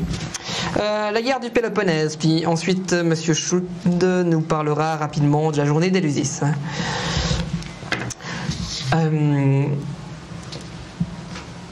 Est-ce que tu as une réaction ou est-ce que tu souhaites faire quelque chose? Alors, bon, tant qu'il est en train d'expliquer son cours ex cathedra, je peux difficilement m'adresser à lui, mais au bout d'un moment, il leur donne un exercice écrit, et puis je m'approche de lui pour lui demander, mais Michel, 3 élèves manquants dans ta classe, est-ce que ça ne t'inquiète pas? Qu'est-ce que tu penses de cette situation? Oh, tu sais, Josué, enfin... Une maladie, sans doute. J'ai bien une centaine d'élèves dans ma classe, c'est pas ça, c'est pas 3 élèves qui... ça arrive. Mais est-ce que tu as eu des nouvelles des parents? Est-ce que... Ah non, vous savez, on n'est plus à... Enfin, ils ont plus l'âge auquel on appelle les parents derrière, ils sont autonomes. D'accord, ok. Mais ce Georges Rapp... C'est vrai qu'on est à la fin de l'année scolaire quand même, mais c'est pas une raison. Oui, c'est Georges Rapp. Oui, mais il était là ces derniers jours, n'est-ce pas? Oui, tout à fait. Très bon élève. Un des meilleurs, d'ailleurs. Donc? Eh bien, je sais pas, je me faisais du souci pour lui, c'est tout. Il aurait pu lui arriver quelque chose, peut-être. Oh. Tu t'inquiètes trop, Josué, tu t'inquiètes trop. J'essaye de voir si il dissimule quelque chose. Grâce à mes compétences en psychologie. Tu peux, vas-y. Je fais 44 et j'ai 38, malheureusement. Je ne vois rien. La seule chose que tu vois, c'est qu'en fait, il a la désagréable habitude de ne pas te regarder dans les yeux. C'est comme s'il fixait un point, parfois ton nez, parfois ton front. C'est peut-être son côté hautain qui fait ça.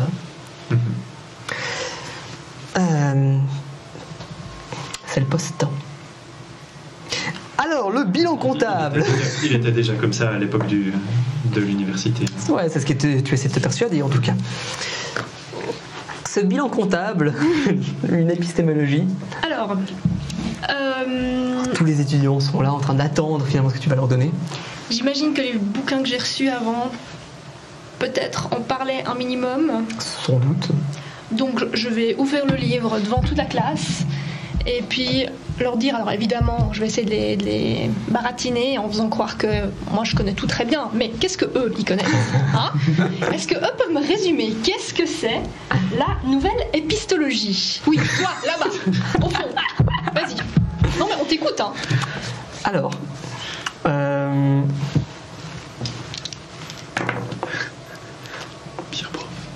oui, alors je crois que déjà on dit épistémologie, puis il s'agit en fait de redéfinir les concepts d'actifs et de passifs, enfin, en reprenant un... De quoi et de quoi? Hein? De quoi et de quoi? D'actifs et de passifs. Oui, en reprenant un concept d'un capitalisme nouveau, réformé avec une monnaie globale qui toujours se relativise selon les données entrantes. Tant qu'il parle, je le laisse parler, hein, donc ça fait passer du temps, moi je suis contente. Pendant qu'il parle, excuse-moi, mais l'instant, je trouve qu'il y avait... L'ancienne académie était une école de garçons. Un autre lève la main au vieux. Non, mais c'est pas vrai, c'est pas sur les données entrantes, c'est les données sortantes. Madame, vous en pensez quoi? C'est pas sur les données entrantes, vous dites? Vous êtes sûr? Expliquez-moi, pourquoi vous pensez ça? C'est vrai que ton truc est bien pensé. Tu peux me faire un jet d'imposture, plus qu'un jet de droit. De persuasion, non? Avec imposture quand même, mais t'as le droit à un dé bonus, donc tu peux relancer les dizaines. 56 sur 55. Tu peux relancer les dizaines. Les dizaines. 90. Bon, on garde le meilleur, donc 56. Ouais, alors, tu vois que tu as rapidement un petit décrochage dans la classe. Ça devient pénible. Je vais essayer de les garder un max, en sachant que de toute façon c'est pas le but non plus de donner vraiment un cours, le but c'est de faire passer cette foutue heure. Et puis voilà. Et l'heure finit par passer. Ok. La sonnerie d'ailleurs se fait entendre. Les élèves sortent dans les couloirs. Je sais pas si tu souhaites faire quelque chose. Ouais, juste avant la sonnerie, j'essaye. Ah oui, tu voulais rentrer au cours d'histoire, Ouais. excuse-moi. Oui. Excusez-moi, professeur Bovard. Alors là, Michel Bovard va ouvrir la porte parce que c'est justement le moment où je suis en train de tenter d'expliquer les journées des Lucas. Les élèves se moquent de moi, je suis la risée de la classe parce que je mélange les dates, je confonds tout, je balbutie, je ne trouve plus mes notes, j'essaie de me repérer et puis voilà, au bout d'un moment ils ont décroché. Ah non, ils sont Bovard. au contraire très engagés avec Bovard qui a un malin plaisir en fait à te mettre dans la place de l'élève qui sait pas et qui Exactement. t'interroge à chaque fois.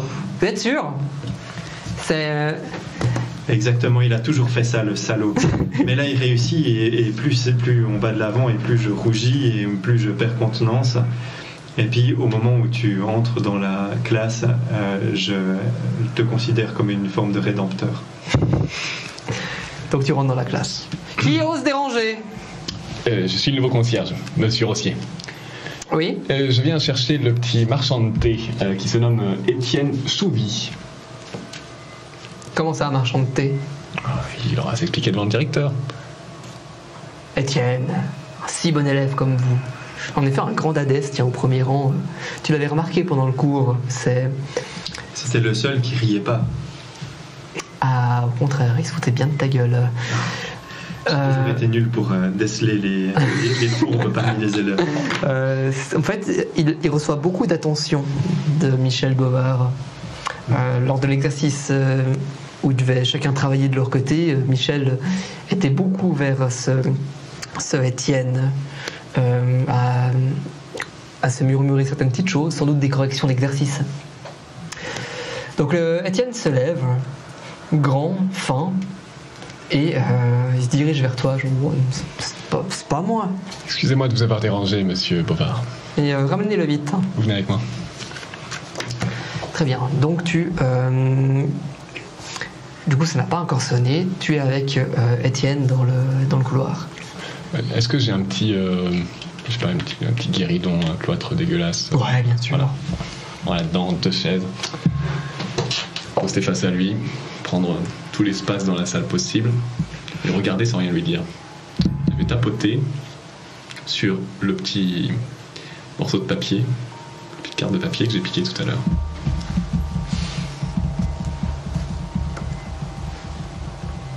Non, mais j'ai le droit, hein.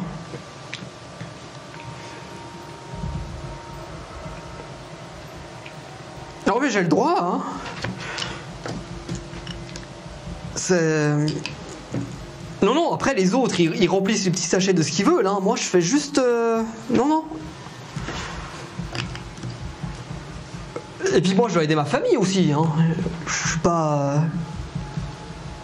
Enfin, c'est ça où je peux pas aller aux études, puis je dois aller bosser à l'usine.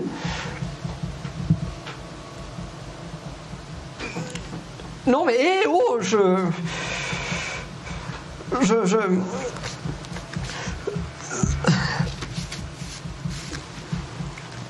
Bon, qu'est-ce qu'il y a? Qu'est-ce qu'il y a?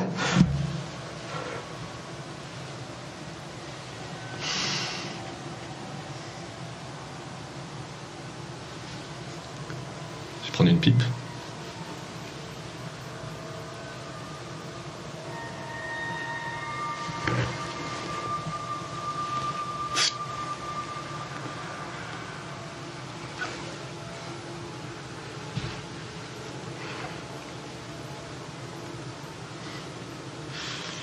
Ok.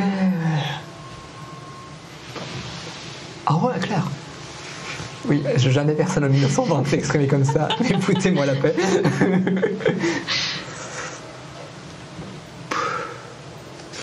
Ah ouais. Ouais, on va s'entendre. Qu'est-ce qui se passe, Étienne, dans ce bahut? Mais on se détend dans ce bahut. C'est tout.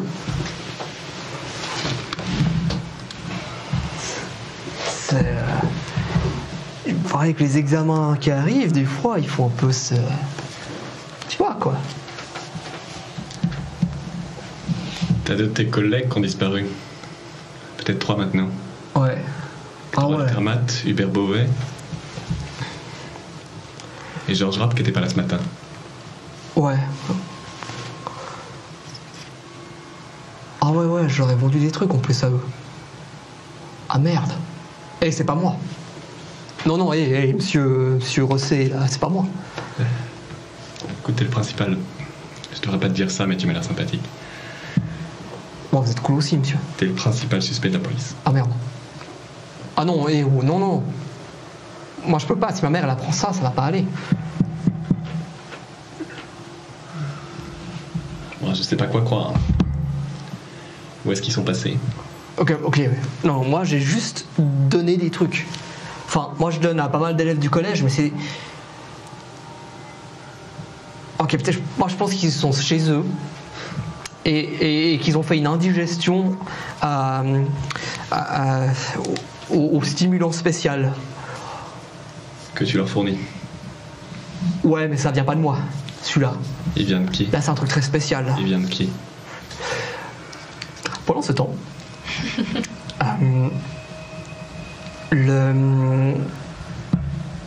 pendant ce temps, ah oui, pendant qu'il est en train de le faire l'interrogatoire, ça a sonné. Tu sors de ton supplice, Célestine.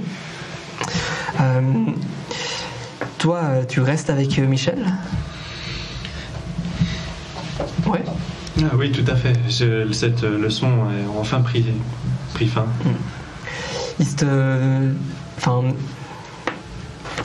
Lui, il se dirige vers la terrasse où il a l'habitude de fumer sa pipe. Je sais pas si tu vas avec lui. Oui, bien sûr. J'ai très envie de fumer une pipe moi-même. Donc j'accompagne Michel. Vous tombez sur Célestine en y allant.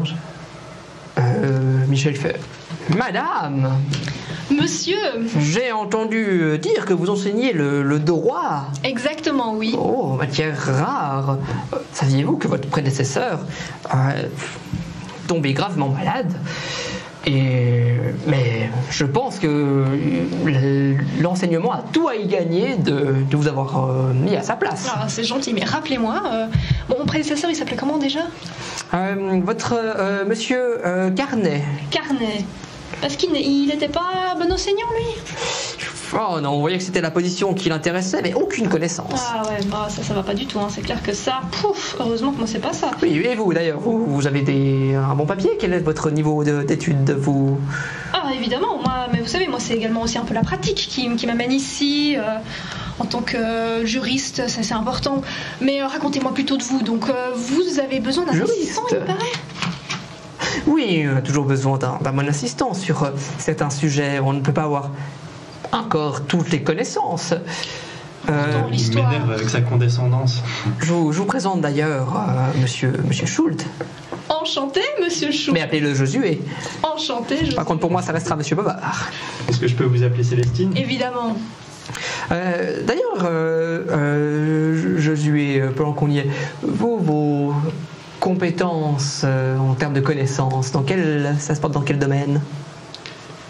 Alors, c'est vrai, je suis pas un grand expert des journées d'Éleusis, comme tu as pu le remarquer. Non, mais j'imagine que si vous prenez un assistant, c'est qu'il est... Ah, il suffit, Célestine, s'il vous plaît, laissez-le parler. Je te remercie beaucoup d'être intervenu au moment où je me suis trompé de siècle. Néanmoins, j'ai des très grandes connaissances pour toute l'histoire de l'Église catholique romaine. Oh, et ça je n'ai pas. Bah, c'était quand même le sujet de ma thèse. Mais oui. Oui. Vous voyez quand on prend sa pipe, il a une sorte de petit paquet avec lui dans lequel il semble tritouiller un petit peu. Tu veux du tabac, Michel? Oh non, ça c'est des... Je suis pas en manque de tabac, c'est des petites friandises. Des petites friandises? Oui, pour stimuler la mémoire. Ah. Je vous en prie. Peut-être que effectivement j'aurais besoin d'être stimulé de la mémoire. Merci. Hop. Alors attends, je vais poser cette pipe là. Je prends, mais je le mange pas. Très bien. Alors pendant ce temps, est-ce que je peux le manger? Oui. D'accord, je le mange. Pendant ce temps, C'est stimulant spécial. Oui, c'est stimulant spécial. C'est Bovard qui me les donne et je dois les transmettre à ses meilleurs élèves. Bovard, le prof d'histoire? Ouais. Et c'est tout à fait légal, il me dit. Hein. C'est des petits stimulants qu'il a ramenés, qui me dit qu'il ramène d'Égypte et que ça favorise la mémoire. Mais je pense que les deux autres, que Georges, Hector et Hubert n'ont pas digéré ça, puis c'est pour ça ils sont au lit, quoi. Tu en donnes à qui d'autre? Bah c'est tout. Toi, tu en prends? Moi non. Ah ouais, j'en avais transmis à... Comment il s'appelle déjà? J'en ai transmis à Carnet, là. Ça fait déjà bien un mois, ça. L'ancien prof de droit. Je crois qu'il n'a pas digéré ça non plus. Hein. Personne d'autre, mis à part ces 4 personnes, en prend? Il sort une sorte de petit calepin. Ah, je dois en donner à Édouard Tambourini, là. Aussi. Ah oui. Ouais,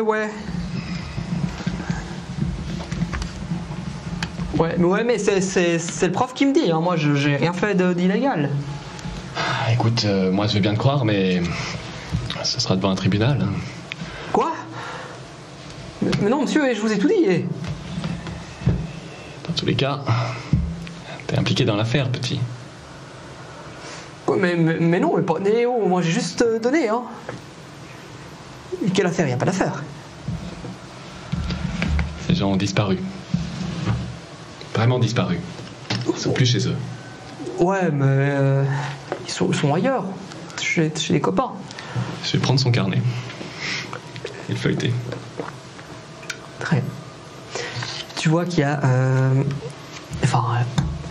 principalement, c'est commande celle-là 2. Ouais.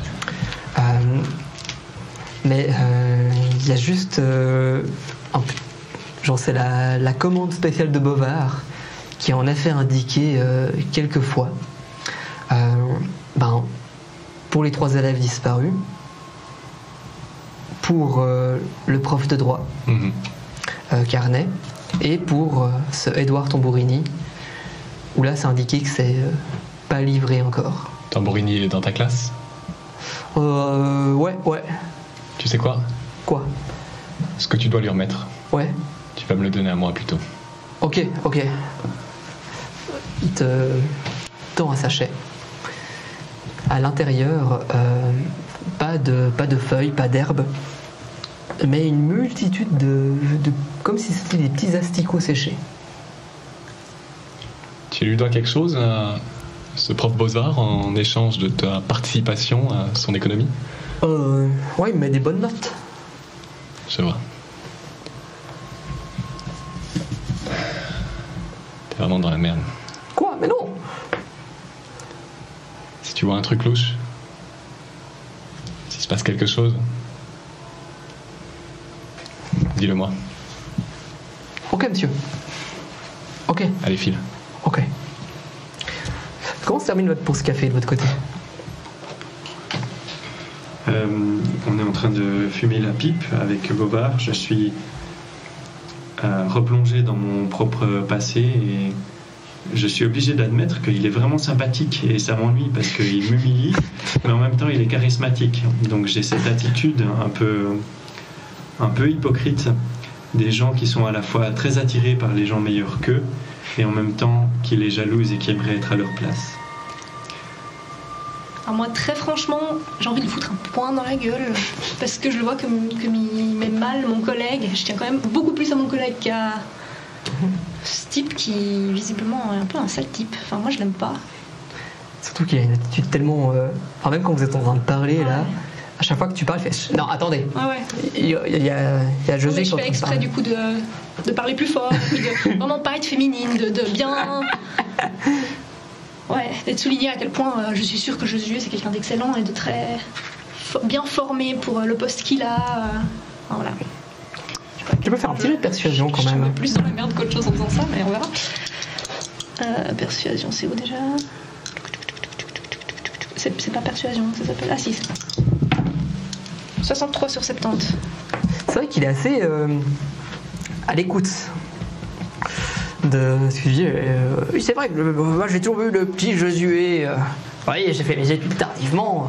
Quand je suis arrivé, quand je l'ai vu arriver, tout freliqué et tout, on se rend pas compte à quel point il peut y avoir des choses là-dedans.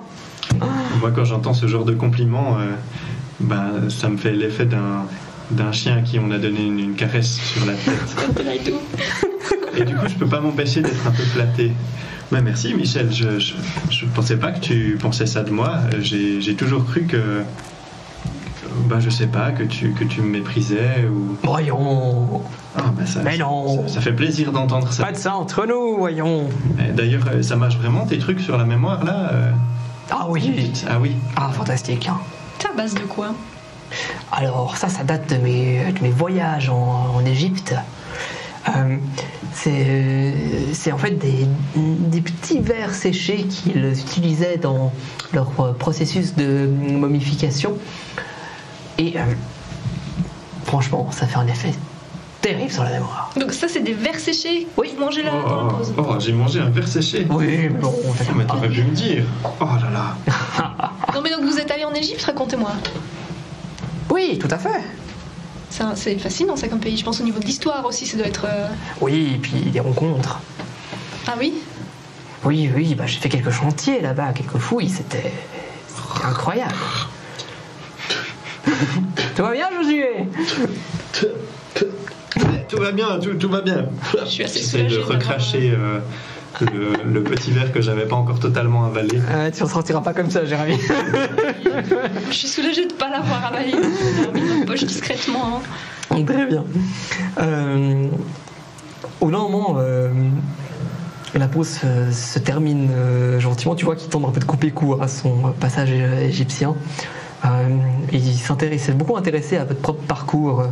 Que vous avez fait, vous faites du droit. J'ai vu tous ces livres en salle des maîtres. Dès qu'il revient sur mon parcours, j'essaie de le relancer sur lui. Du coup, cette discussion un peu. Josué doit se dire waouh, qu'est-ce qu'ils se flattent entre eux.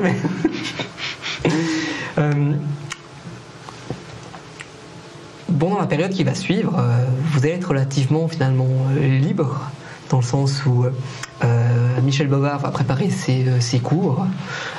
Vous n'avez pas de cours à donner. Je vous propose que c'est un bon moment pour que vous vous retrouviez et voir ce que vous souhaitez faire ensuite. Yes. Allez, devinez quoi? Raconte. Donc on est où là? Il y a un prof ici, Dans sa petite loge de concierge. Sa petite loge, ça marche. un prof d'histoire, il s'appelle Michel Bovard. Michel. Et il donne des petits verres comme ça, Ah ouais. qui sont des psychostimulants. Et on a mangé. Il nous en a donné pendant la pause, ces petits verres. Quoi? Effectivement. Il m'a dit que c'était bon pour la mémoire. Je l'ai cru, c'était pas très bon. On savait que c'était Mais bien. peut-être que ça a un bon effet. Et je dois dire que ma Et toi connaissance des journées des leçons. Je me jette sur lui, derrière, et je le...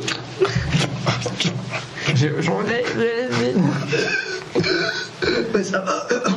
Mais qu'est-ce que tu fous?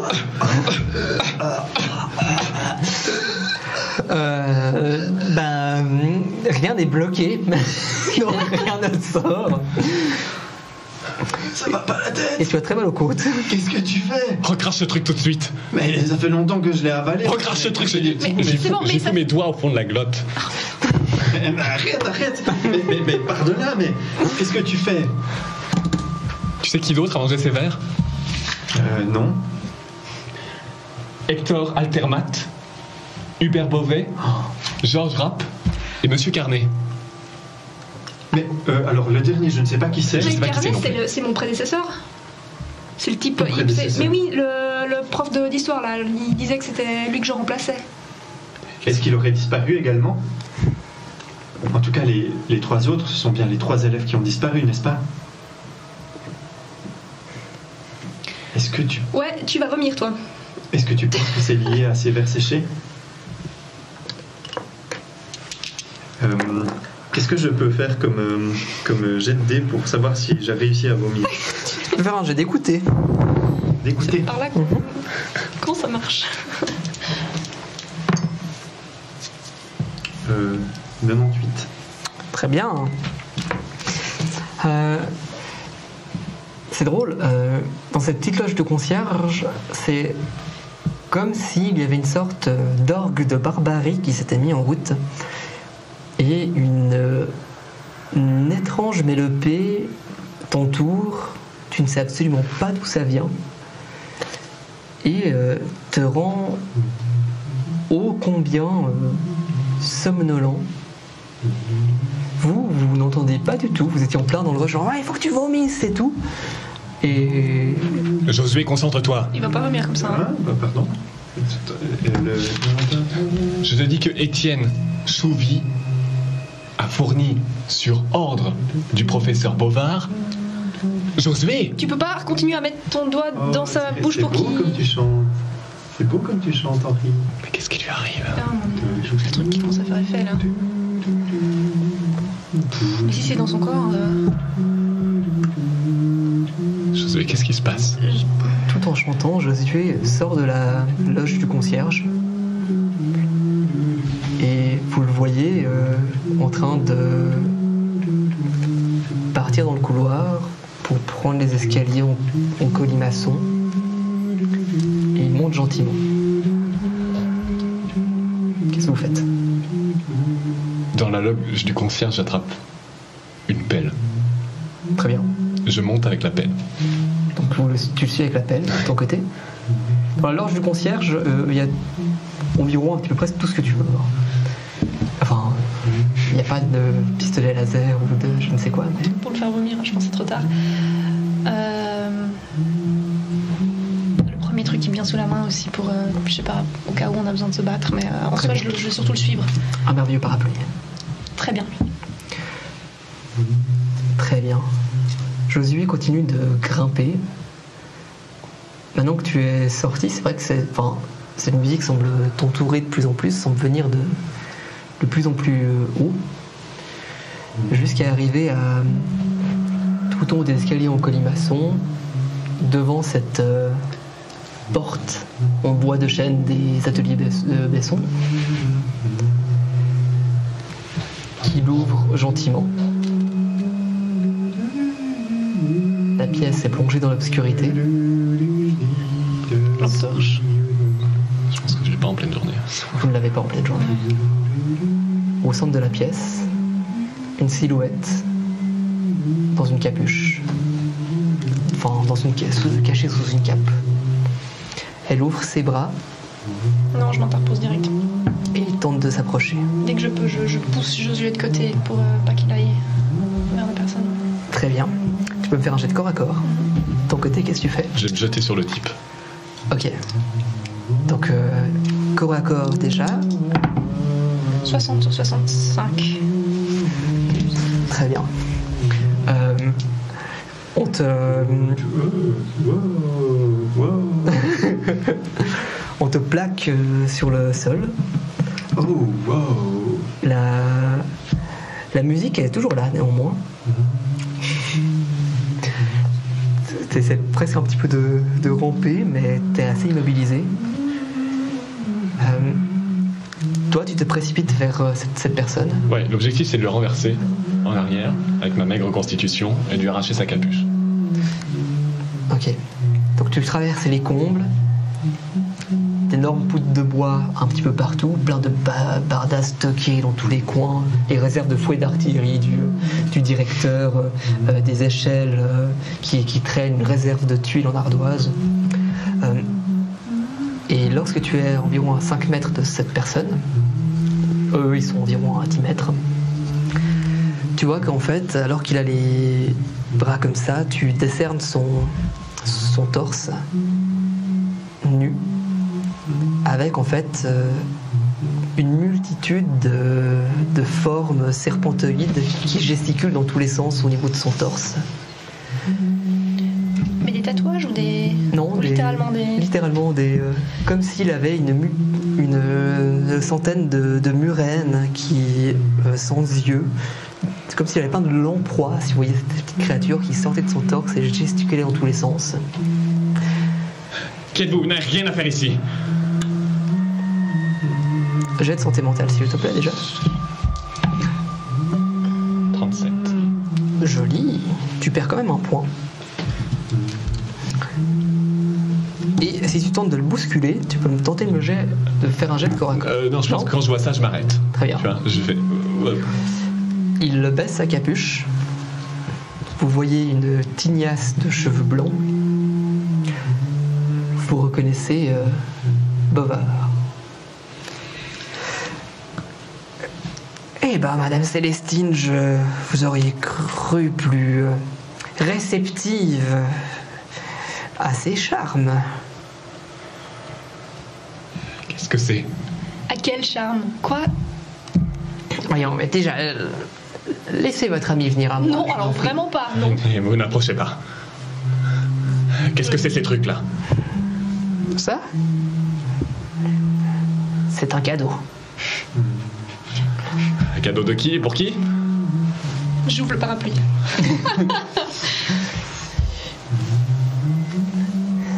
C'est un cadeau de l'homme en noir.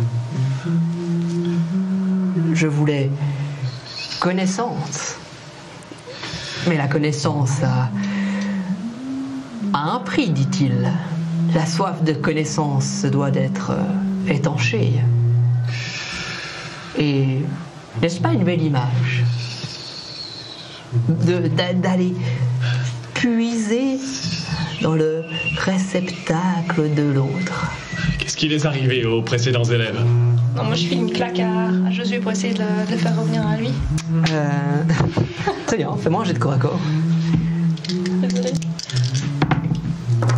62 sur 65. Ça passe. Josué peut en fait ouvrir les yeux. Devant toi, le Christ Sauveur te tend les bras. Il a en son torse un petit chérubin qui joue de la flûte. Seigneur. Et il t'attend dans les bras. Tu peux faire un test de corps à corps pour essayer de te dépaître de l'étreinte de ces démons. Seigneur. Et vu une telle ferveur, je te donne même un bonus. C'est-à-dire que tu peux relancer le jet des dizaines. 45. 005. La foi fait bouger les montagnes. Avec tout le respect que je dois à Célestine, évidemment. Oh Seigneur. Josué se lève. Alléluia. Et toi, tu commences à sentir une présence qui avance derrière toi. Alléluia. Je pense qu'il faut focaliser sur le type et ses serpents. Tu vois d'ailleurs que ces 1000 petites bouches commencent à se tordre entre elles et s'approcher gentiment de toi. Qu'est-ce que vous faites les deux? Si j'arrive pas à le retenir, je vais essayer de genre poignarder avec mon... repousser plutôt avec le parapluie que j'ai ouvert, le prof d'histoire. Très bien.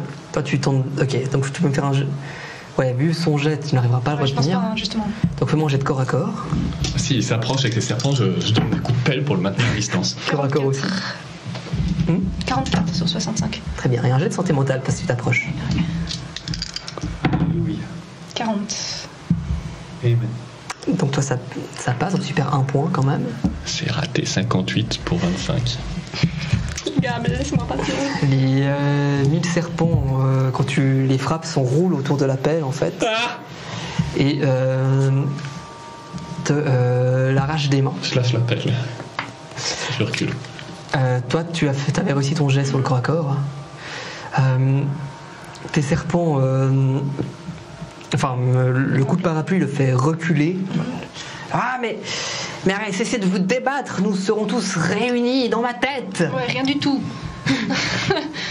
J'essaie de m'approcher assez de lui pour pouvoir le... L'idée, ce serait de le mettre KO d'une manière ou d'une autre, donc de le mettre en pain dans le visage. Très bien, donc vous avez joué. Lui est en train d'essayer de s'approcher de plus en plus, mais bon, il va passer un petit peu à côté de vous. C'est la grande union cosmique. Qu'est-ce qui t'arrive? Exactement. Lui, reculant, mais tous ces petits serpents se dirigent contre la terre et semblent s'y fondre comme si c'était de l'eau. Puis il vous regarde avec attention. Vous avez le droit, vous deux, à un test de trouver objet caché. L'appel est retombé par terre. Oui. 61 sur 75. 70 sur 65. Très bien. Pour ce qui va suivre, tu auras le droit à un dé bonus dans ce qui va arriver. Ce qui se passe en fait est assez intriguant. Pour toi, Henri, surprise au possible, tout d'un coup tu te retrouves à nouveau dans la salle de classe avec ce étrange pharaon noir avec des petites lunettes devant. Pour toi, Célestine, tu as le temps de voir Josué se rapprocher du Messie et de s'asseoir à ses pieds, avant de voir à tes pieds cette petite tête de serpent sortir, s'enrouler autour de ta cheville et de te croquer. Et là, tu te revois dans la salle de classe. Vous êtes à nouveau les trois dans cette salle de classe. Le pharaon... oui. Alors... 5 plus 7. 12. Très bien. 8 plus 3. Non, c'est un rêve, les gars. C'est pas vraiment en train d'arriver. On vient de se faire... c'est pas possible. Très bien. Vous, les enjeux socio-économiques de la journée d'Éleusis. Non, Josué. Hey, Josué. Seigneur, la journée d'Éleusis, vous n'étiez pas né.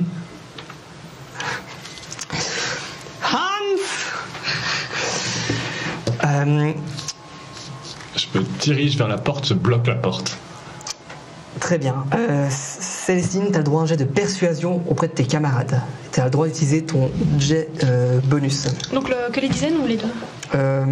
Ça veut dire que tu relances tes dizaines. Ok, j'ai déjà pris les deux. Et tu gardes le meilleur. J'ai fait 90, mais j'ai fait que les dizaines du coup. Ouais, alors tu peux relancer du coup. Ok. 70. C'était pourquoi persuasion? Exactement. J'ai 70. 70 sur 70. Oui. Eh, joli. Ça fonctionne juste.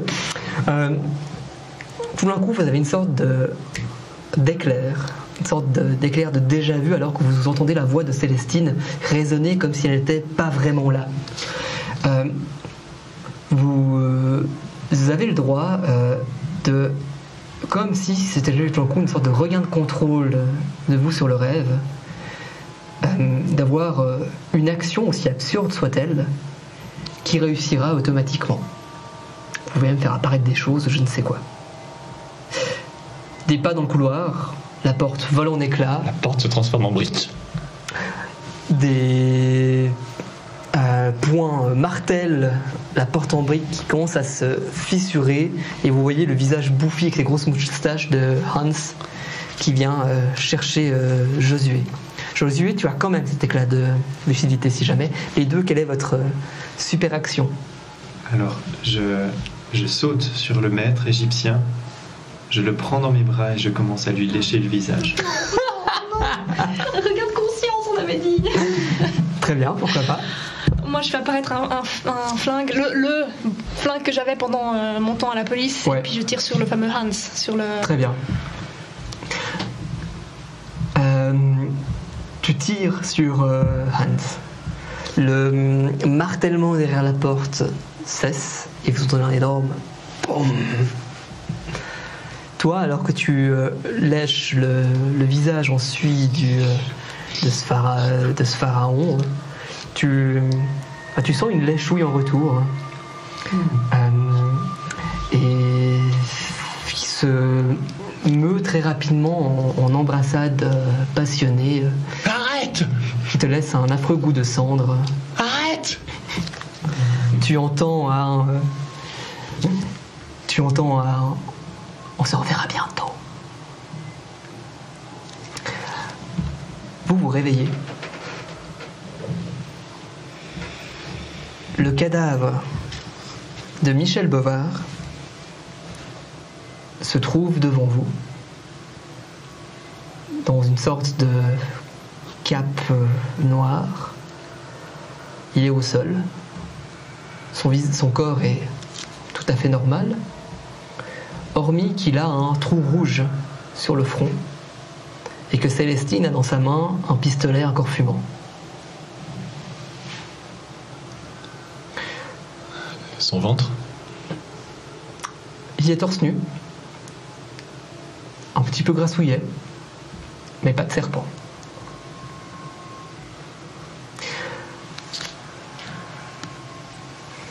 Comment vous sentez-vous?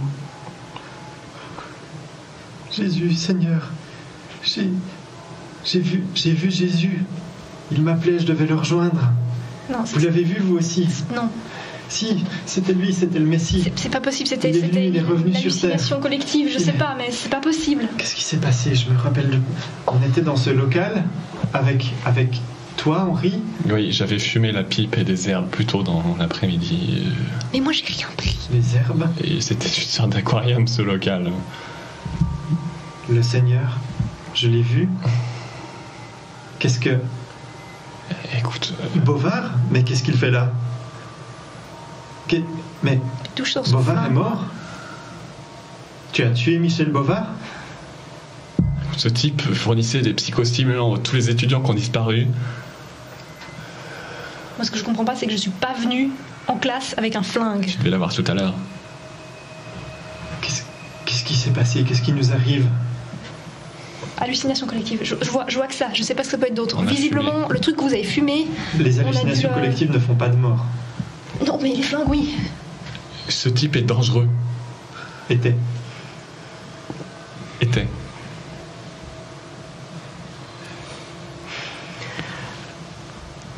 L'enquête aura comme conséquence officielle le fait qu'un enseignant, un professeur même, professeur Bovard, a utilisé son grade pour isoler et assassiner des étudiants.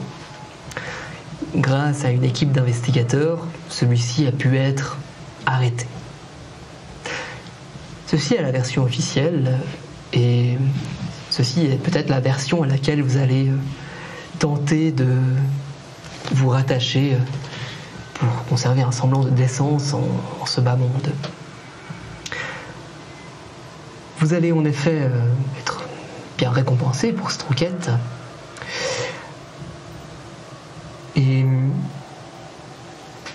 j'aimerais bien savoir, genre, qu'est-ce qu'il restera de cette expérience sur vos personnages. Ça peut être entre la relation entre vous ou votre rapport vis-à-vis du bizarre ou de la réalité. Bref, que devient votre personnage ? Josué me fait peur.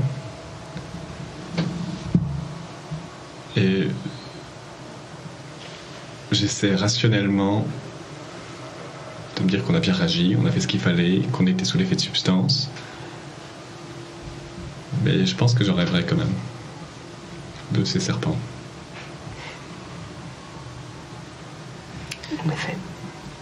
Ouais, pareil, moi, je pense pas que tu me fasses peur, mais je pense que je risque d'être plus protectrice à ton égard maintenant. Et genre plus facilement venir me mettre entre si... Ouais, je sais pas, si tu repars dans un délire de foi. Je vous remercie beaucoup pour votre sollicitude. Moi, de mon côté, dans un premier temps, j'ai eu cette sensation de manque puisque j'avais été appelé et puis j'ai pas pu rejoindre l'image que je me faisais de la divinité qui m'appelait. Et puis peu à peu j'ai compris que finalement le Seigneur me protégeait puisqu'il avait éliminé Bovard, mon grand rival. Et j'en suis venu à croire à cette fiction consistant à attendre la venue du Seigneur et le bras justicier qu'il allait porter sur mes ennemis. Mais peu à peu, je suis quand même parvenu à rationaliser un peu ce qui m'est arrivé, et surtout avec la lecture de ces nouveaux auteurs contemporains. la psychiatrie, la psychanalyse. Et j'ai entendu parler d'un certain monsieur Jung qui avait l'air de faire des recherches intéressantes. Donc je vais commencer à m'y intéresser pour voir si peut-être finalement tout ça n'avait pas été seulement une mauvaise digestion ou un mauvais rêve. Et j'arrive pas vraiment à me détacher complètement d'une interprétation rationnelle de ce qui a pu m'arriver. Et je ne peux pas non plus ne pas me sentir terriblement coupable que ma dernière pensée pour ce pauvre Michel Bovard ait été une pensée de jalousie. Mais très intéressant de voir un Josué Schultz qui tire quelque part une force de cet événement, mais force qui déclenche une certaine inquiétude de la part de ces investigateurs. Les personnages des joueurs n'oseront peut-être pas l'imaginer ou le déduiront à leur risque et péril, mais en effet, notre bon Michel Bovard a reçu un don d'une entité qu'on ne nommera pas, consistant à pouvoir s'approprier la connaissance d'autres personnes grâce à ces sortes de longs vers qu'il possédait au niveau du torse. C'est pour ça que les élèves qui ont disparu étaient les meilleurs de sa classe. C'est pour ça qu'il a commencé à s'attaquer à ses collègues, Monsieur Carnet, dont il n'a pas pu tirer grand-chose malheureusement, mais qu'il était très intéressé dans le fait que Célestine soit compétente et de voir aussi qu'il y avait tout un pan de connaissances ecclésiastiques qu'il pourrait prendre chez Josué. Heureusement que Célestine a eu la présence d'esprit de ne pas manger ces petits vers, cadeau de la sombre entité, qui facilitait cette mise en transe de ses futures victimes. Les corps des disparus seront finalement retrouvés dans la cure, bâtiment longeant la mercerie. Il y a des catacombes médiévales en dessous, et Bovard y avait accès et a pu entreposer les corps. Bien entendu, seuls quelques rares dans la police seront au courant de tout cela. Félicitations à vous, chers investigateurs. Vous avez survécu, au prix de quelques séquelles, sans doute. À ça près. Et à ça près, en effet, on reverra donc Josué Schultz, on verra donc aussi Henri Rossier et Célestine Burnand le 13 et le 15 novembre au Numérique Game Festival, dans le cadre de la partie accompagnée en musique cette fois, et pas simplement vocale, mais bravo pour la performance. Donc on est en compagnie d'un orchestre dans le cadre de la partie La musique d'Eric Tzahn. On accueillera aussi une autre joueuse, Sibylle Donadieu, enfin ça c'est son personnage, une écrivaine qui sait bien se battre aussi, qui viendra prêter main forte à cette équipe parce qu'ils en auront bien besoin. Encore un énorme merci aussi au studio 4D2 qui nous accueille dans leur merveilleux local, et surveillez bien votre santé mentale. À bientôt. Et merci à vous. Merci Grégory. Merci.